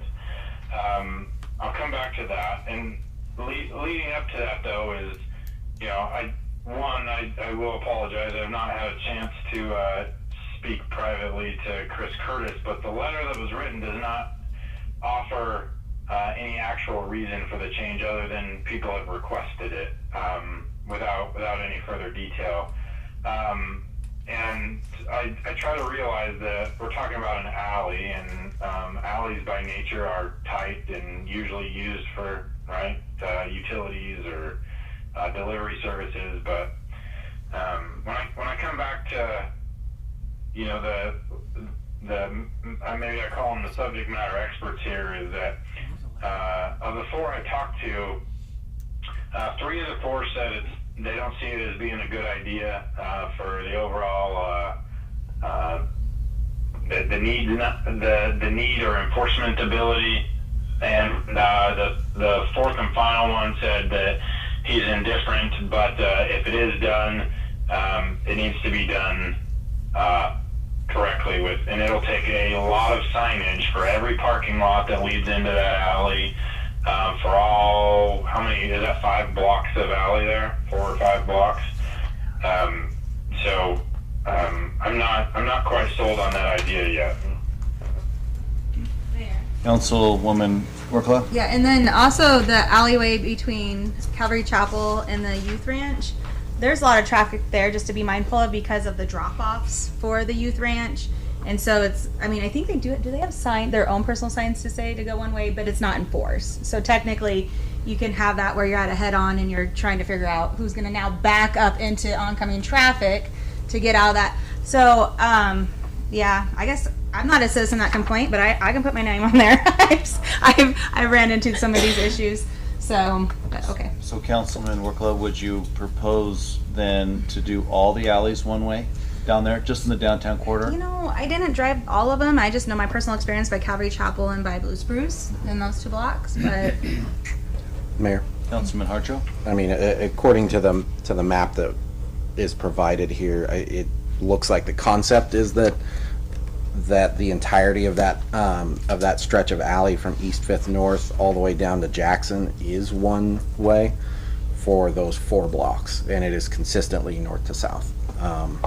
I think that does make it clear, while it's informally in conflict with, say, the Youth Ranch's one-way direction, it's I think that's a relative non-issue as long as there is one-way traffic.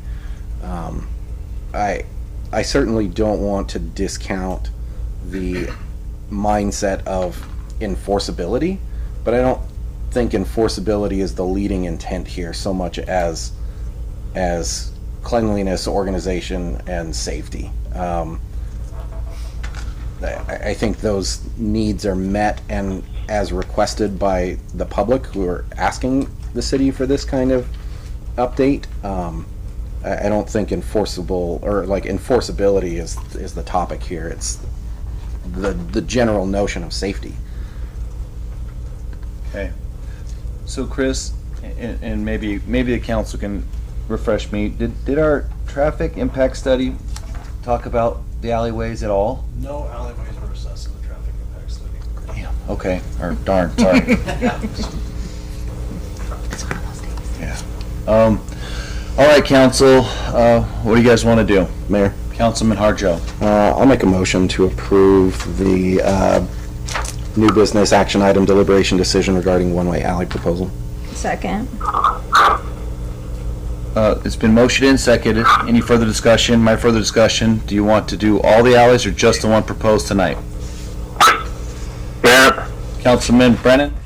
I've got more discussion really quick. If Chris might be able to lean into the microphone. What kind of documented true issues do we have for the alley?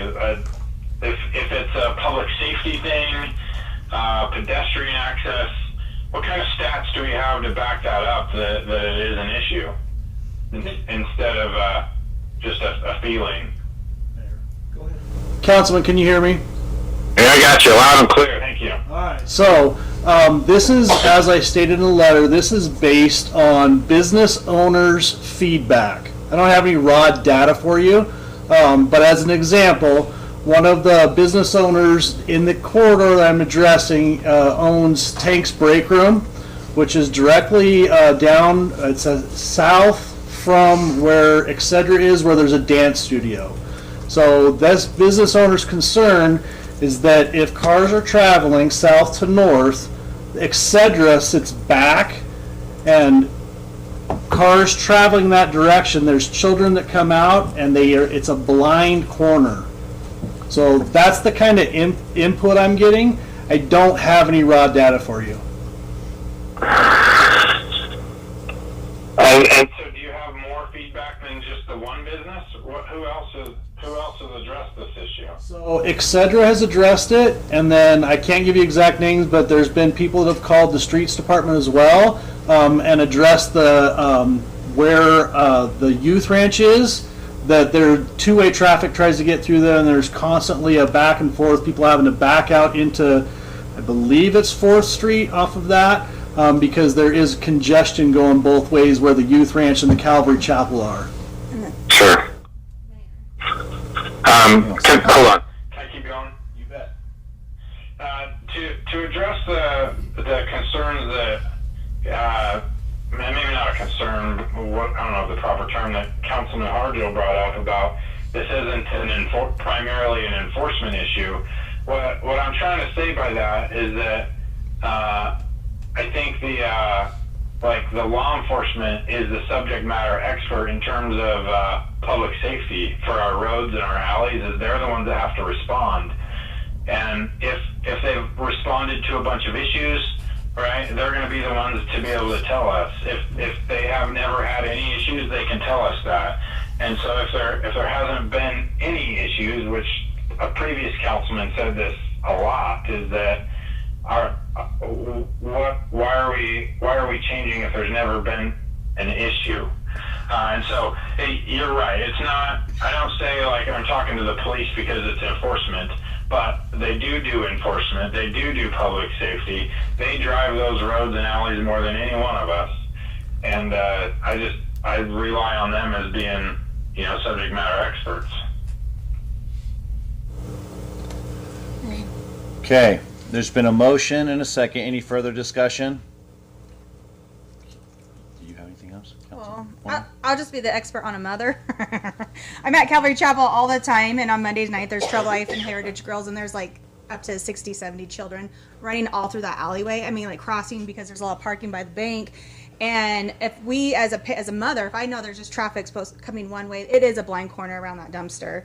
And so, I would say from my own perspective as a mother, there's just so many kids there, and that's just one example of one night a week. So to me, I would be very, if we only did it for like those 2 blocks that I mentioned where I personally had experiences, I'd be very happy. But if you've had, is that business in that block by Blues Bruce? Is that same Bliss? Yes. Yeah. So to me, maybe it's just, I know you have 4 blocks here. Have you had concerns on this block and this block? Are you just trying to keep it consistent? I'm trying to keep it consistent Okay. flow for the whole length of the alley. Okay. Because it runs from Yeah, hours and stuff. I'm just speaking on the amount of children that are always in that area many days of the week. So so there's been a motion and a second. Any further discussion? And was this only for the one alleyway, Councilman Harjo, or was it for both alleyways? Mayor, this is intended to extend due to, directly correlating to the map from East 5th North Street extending down to Jackson, which consists of 4 city blocks. Okay, motion is seconded. Any further discussion? Hearing none, I'll call for the question. Councilwoman Garvey. Aye. Councilwoman Workla. Aye. Councilman Brennan. Nay. Councilman Harjo. Aye. Okay.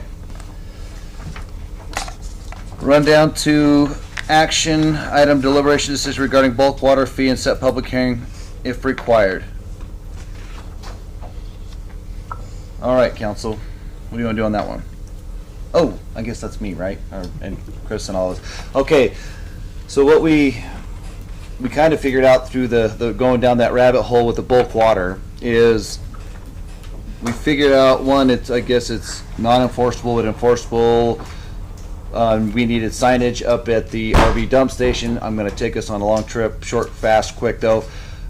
We had a guy filling up his thing, not using the bulk water station. Now we have signs being made, put up, so they have to go to the bulk water station. So it was an honor system bulk water rate fee. It was supposed to be $10, and correct me if I'm wrong on this one, Christopher. $10.36. 23 cents. 23 cents that you're supposed to write down, and that's just to go use the facility, and then it's per gallon. And to my knowledge, we have never collected the $10.26 cents. 23 cents. 23 cent fee, because we were talking about why isn't it consistent with just normal rate fees, and then we were going to talk about that, but then we got there's that $10 charge and change to use the fee, so there really wasn't a necessary need to do that. Am I way off base? You're on track, Mayor. Okay. So I just need to know what the council, can we leave the bulk water fee the same, knowing that they have to pay the $10.36, or do you want to change the fee for bulk water rate, considering that they also can go get a meter and use it as go to the fire hydrant, and then they pay the bulk water fee? What does this council, I guess, and I'm probably butchering this up, but what does this council want to do here moving forward with bulk water? Mayor. Councilman Harjo. With our investment in the new credit card system and getting away from the ineffective honor system at that location, I think the increase will be notable. We'll likely have measurable statistics coming out of that, similar to some of our other systems that we've adopted recently. I feel like we could stay at the existing rates for a period of time, 1 year, 2 years, whatever, come back, reassess there afterwards. I think we're going to be at a net positive on day one anyways. With the new system, I would be comfortable staying where we're at fee-wise. Okay. Any other council members? Are we good with just leaving it there for right now, get the statistical data for the year after the machine's all up and running? Fair. I'll go first, council. I was just gonna make a motion. Oh, Let him- Councilman Brennan? Yes, unless I'm not understanding right, which very well could be because it's kind of hard to hear, but I don't see a huge value in waiting. If we know the per gallon or the per 1,000 gallon rate is different than what everybody else pays, then I think it needs to be the same quickly. Right? I think we need to make that change now. Copy that.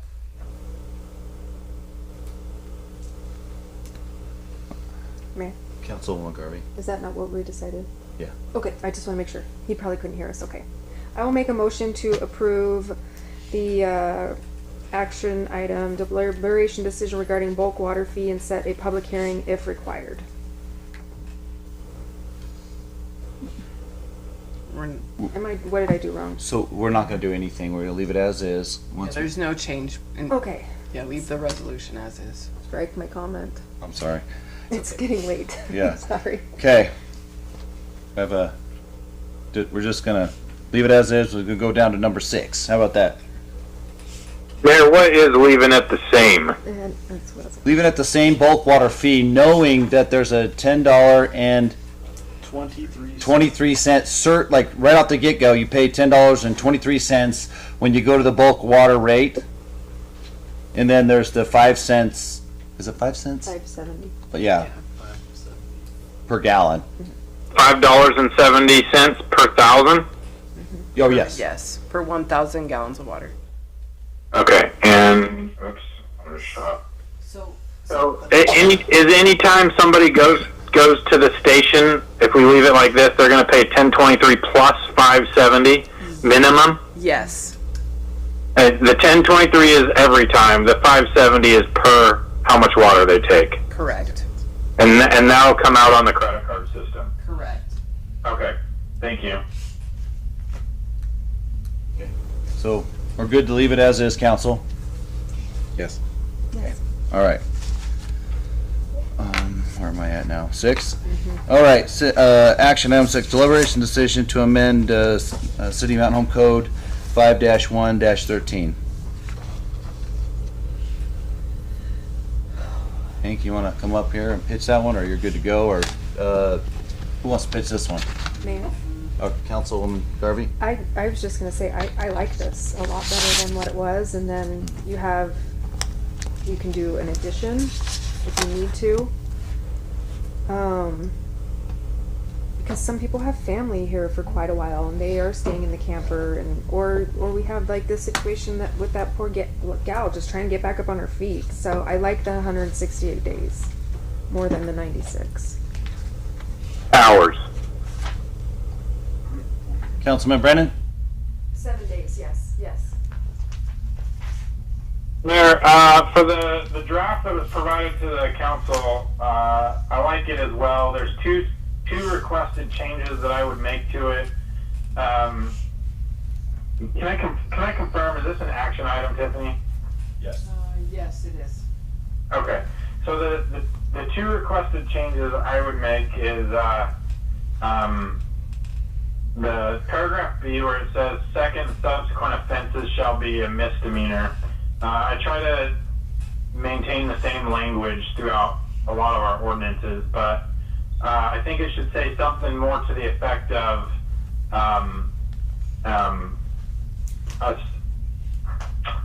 Paul, if you help me with the words, but basically after one conviction, a second offense shall be a misdemeanor, because you can be charged 2 and 3 times and get dismissed in court every time, and I think it's important to get a conviction before you're able to amplify it to a misdemeanor.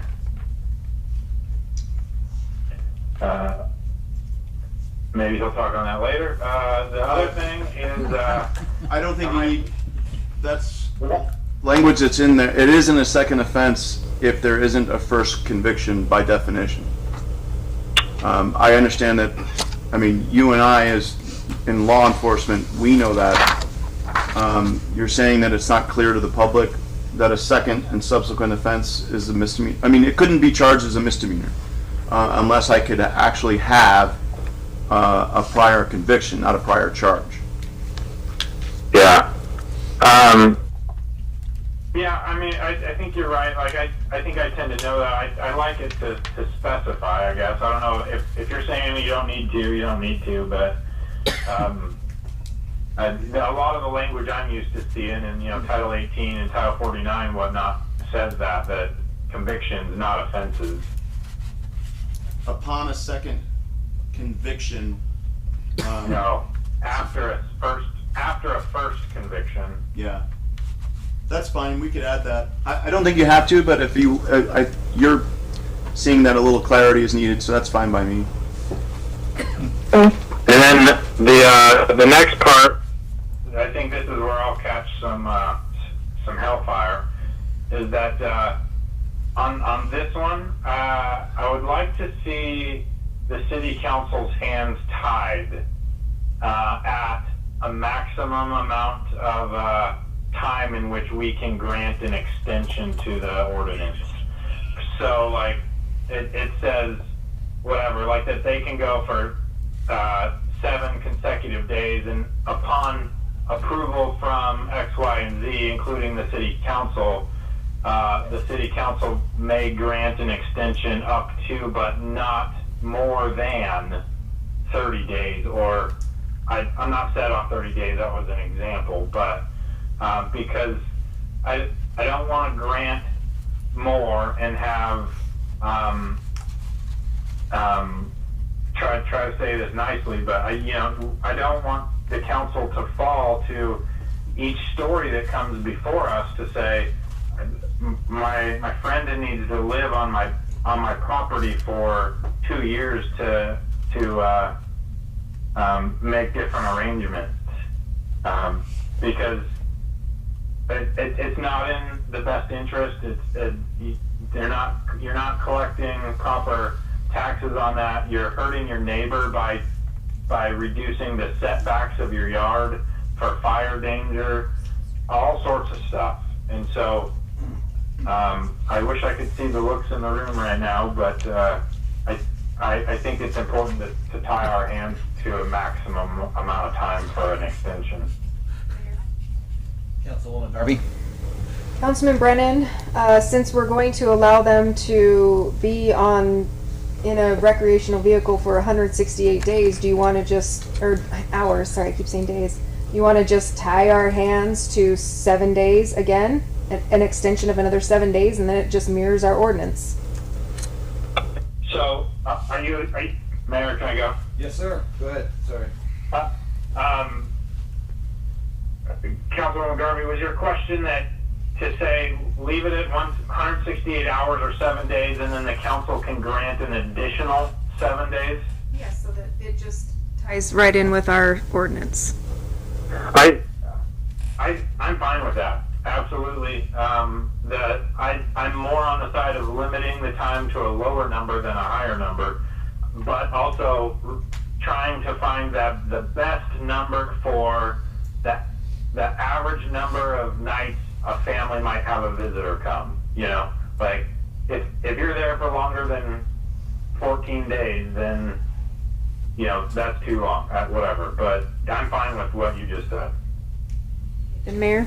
Councilwoman Garvey? I would like to make a motion to approve the amendments as written, with adding, I'm going to try and not botch this, with adding that a request for an extension of time for temporary occupancy may be granted by the city council of up to an additional 168 consecutive hours, parentheses, 7 days upon application by the owner. And then through interlineation, what legal said on the conviction, first offense. Upon a first conviction, second and subsequent offenses shall be deemed a misdemeanor. On section B. Second. It's been motioned and seconded. Any further discussion? Hearing none, I'll call the question. Councilman Brennan? Aye. Councilman Harjo? Aye. Councilwoman Workla? Aye. Councilwoman Garvey? Aye. Non-action item, deliberation on proposed sidewalk cafe ordinances. I want to send out a shout out because we were working on this for a while now when Brock's was here, and I re-engaged with Brenda and Nicole to get this done sooner rather than later, because I knew a couple of council really wanted to see something in writing. So good on Brenda and her team of putting out something I thought was fair, and I think pretty good. I mean, you know, the greatest compliment is stealing someone else's ideas or copying what they do, and they, but like I said, Brenda did a great job. So, you got any, if you're gonna ask a question, fire me at Brenda. Here. Councilwoman Workla? Excuse me. Under H, Brenda, no, I'm sorry, I, where it's bold, and there's like XXX for a certain amount. I'll wait till you. Thank you.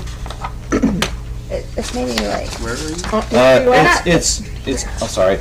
It's where the fencing, Sidewalk Cafe serving alcohol requirements fencing, and it's number 1 under I, where it has XX for a dollar amount, I think is where you're at, right? Yeah, it's the second to the last page of the packet.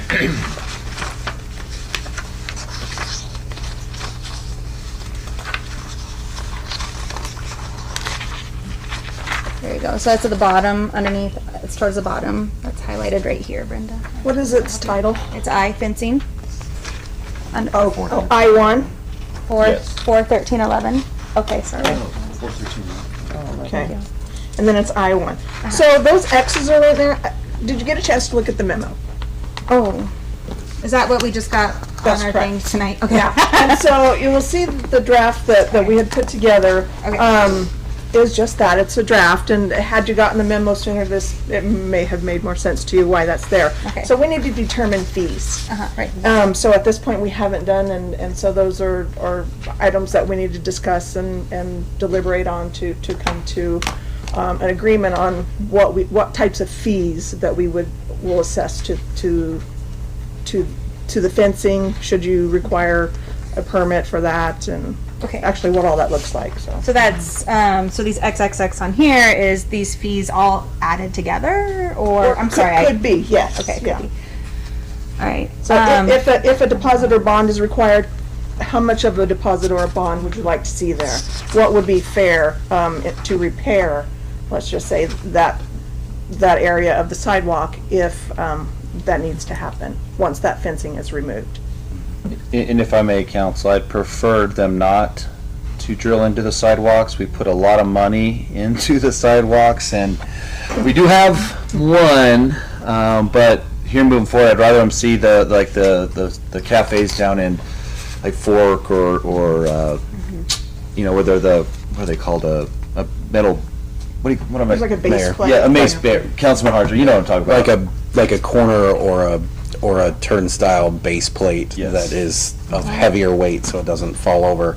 Typically those are like covered by heavy flower pots and that kind of thing, you know, decorative aspects to it. I would agree that's an important aspect to capture here. So this is what you're like hoping not to have happen? Right, these are all examples of the fencing that's there. I think it's the last picture, shows the damage. When someone removed a fence post, there was holes and rusted, and lag bolts. Yeah. Okay. But in this, Mayor? Go ahead, Councilwoman Workla. Thanks. But in this writing, we are giving permission on fencing, right? Or I guess where you have shall or shall not, that's where you're asking. You need a decision from us on here. Well, not tonight. I just want to know here moving forward what you want to see in this ordinance. Okay. Well, not ordinance, sidewalk, cafe, seating ordinance, and then eventually it'll go out, it will come back and Okay. public hearing, right? All that good stuff. Okay, thanks. Mayor. Councilman Harjo. I want to thank you guys, truly. Like, this has been one of the things that has come up repeatedly and then with more frequency lately. So you guys did great work putting this together. Thank you. It was a great skeleton. You guys have made this fit our community quite well, taking into account the economic impact, the building code impacts. So truly, I think where we're at in terms of what has been provided here, there's enough to chew on that I think if if we were to, bring this back in the next, only for the fact that some of the data just wasn't available until recent. I think we're probably 95% of the way here or more.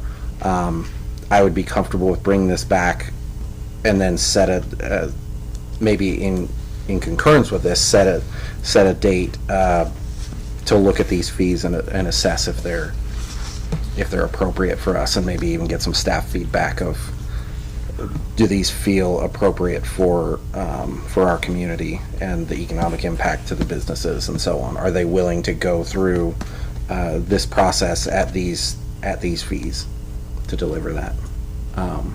Unless there's an intent to move forward in its entirety tonight. Mayor? Councilman Brennan? Let me start off by saying I apologize based on my current life circumstances. I have not read the entire thing. A little bit of the review I've done, if I can make sure I'm on the same page. Is Brenda still sitting there? Can she hear me? Yes, Yep. sir. Yes, sir. Is this drafted up so that there's an annual license fee or like permit associated with it? That's correct. My recommendation is I don't see the need for an annual fee. A one-time upfront cost I think would be great for the buy-in to the system, because I guess I don't know how to justify my thoughts on that, but I don't see it as an ongoing, continual burden on city staff, unless you can tell me that there is. I'm more willing to support just the fee at the very first time with, if there's a bond issue for damage. But I also would much rather support what you guys were just talking about the plates to hold the fence up rather than screwing into the sidewalk. Mayor. Councilwoman Garvey? I agree with Councilman Brennan that we don't do a yearly fee, because I think it would be fabulous to have more businesses out there creating this fun environment with outdoor seating, and I think a potential yearly fee might cause them to not do it. So I think it'd be fun to have more places. Okay, so bring it back.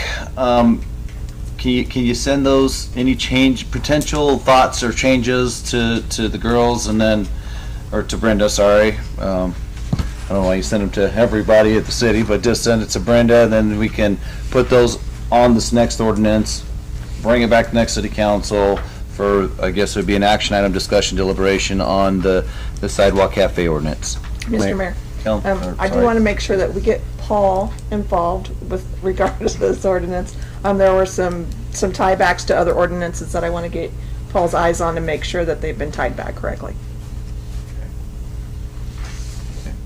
Council, good with this so far? Bring it back? Mayor? Okay. Mayor? Councilman Harjo? Could we assign a due date amongst us as council to provide that data back, say, 1 week from today? Give everybody enough time to read through this, get this back before the assembly of the next council packet. Is it good, Brenda? I don't live in your wheelhouse. I just want to know, is it doable? Mayor, I do have a lot going on right now, but I think with Betsy's help, if she's willing to hop on board and help to make those edits, I think it can be doable. Okay. All right. Thank you, Okay, guys. thank you. All right, action item number 8, deliberation decision on Planning and Zoning Commission recommendation of findings of facts to approve the preliminary plat for Axtell Subdivision development with conditions requested by Sherilyn Hammond. Council. Is the developer here? Developer is here. All right. What do you got, council? Mayor. Councilwoman Garvey? I need a little bit of a brain refresher here. Didn't we, unless it's the subdivision right next to Axtell Subdivision, didn't we already approve something similar to this in this land area? Did we not? Was a different one. Was it different? Okay. Mayor. Hang on a second. Is that You're good? Okay, Councilman Harjo? It was a different subdivision than this one. Went through a couple steps during planning and zoning due to some surveying results that came back inconsistent with actual boots on the ground. It seemingly those have been rectified, have gone through planning and zoning. We've seen this happen very few times, but I think all those have been resolved, correct? Council, what do you guys want to do? Can you speak up? Sorry, I just said, okay, with that information, I just said, council, what do you want to do? Mayor? Councilman Harjo? I'll make a motion to approve the preliminary plat for, pardon me, the Axtell subdivision. On tonight's agenda. Second. It's been motioned and seconded. Any further discussion? I just have a question. Did this isn't included? Is this private property that they're gonna stay there and be surrounded by the development there? Gotcha. That's what I thought it looked like, but I was just curious. Yeah, I was just curious. Okay, no further discussion. I'll call for the question. Councilman Brennan? Aye. Councilwoman Workala? Aye. Councilwoman Garvey? Aye. Councilman Harjo? Aye. All right. Thank you for staying for the meeting. Best meeting I've had all day. Run down to final comments. Council, got anything? Mayor, Councilman Brennan? if I could just apologize if I cut anybody off. It was really hard to hear people for some periods of time there, but if I did, I'm sorry. Does that count for when you're also here? No, I'll do that intentionally. Okay. All right.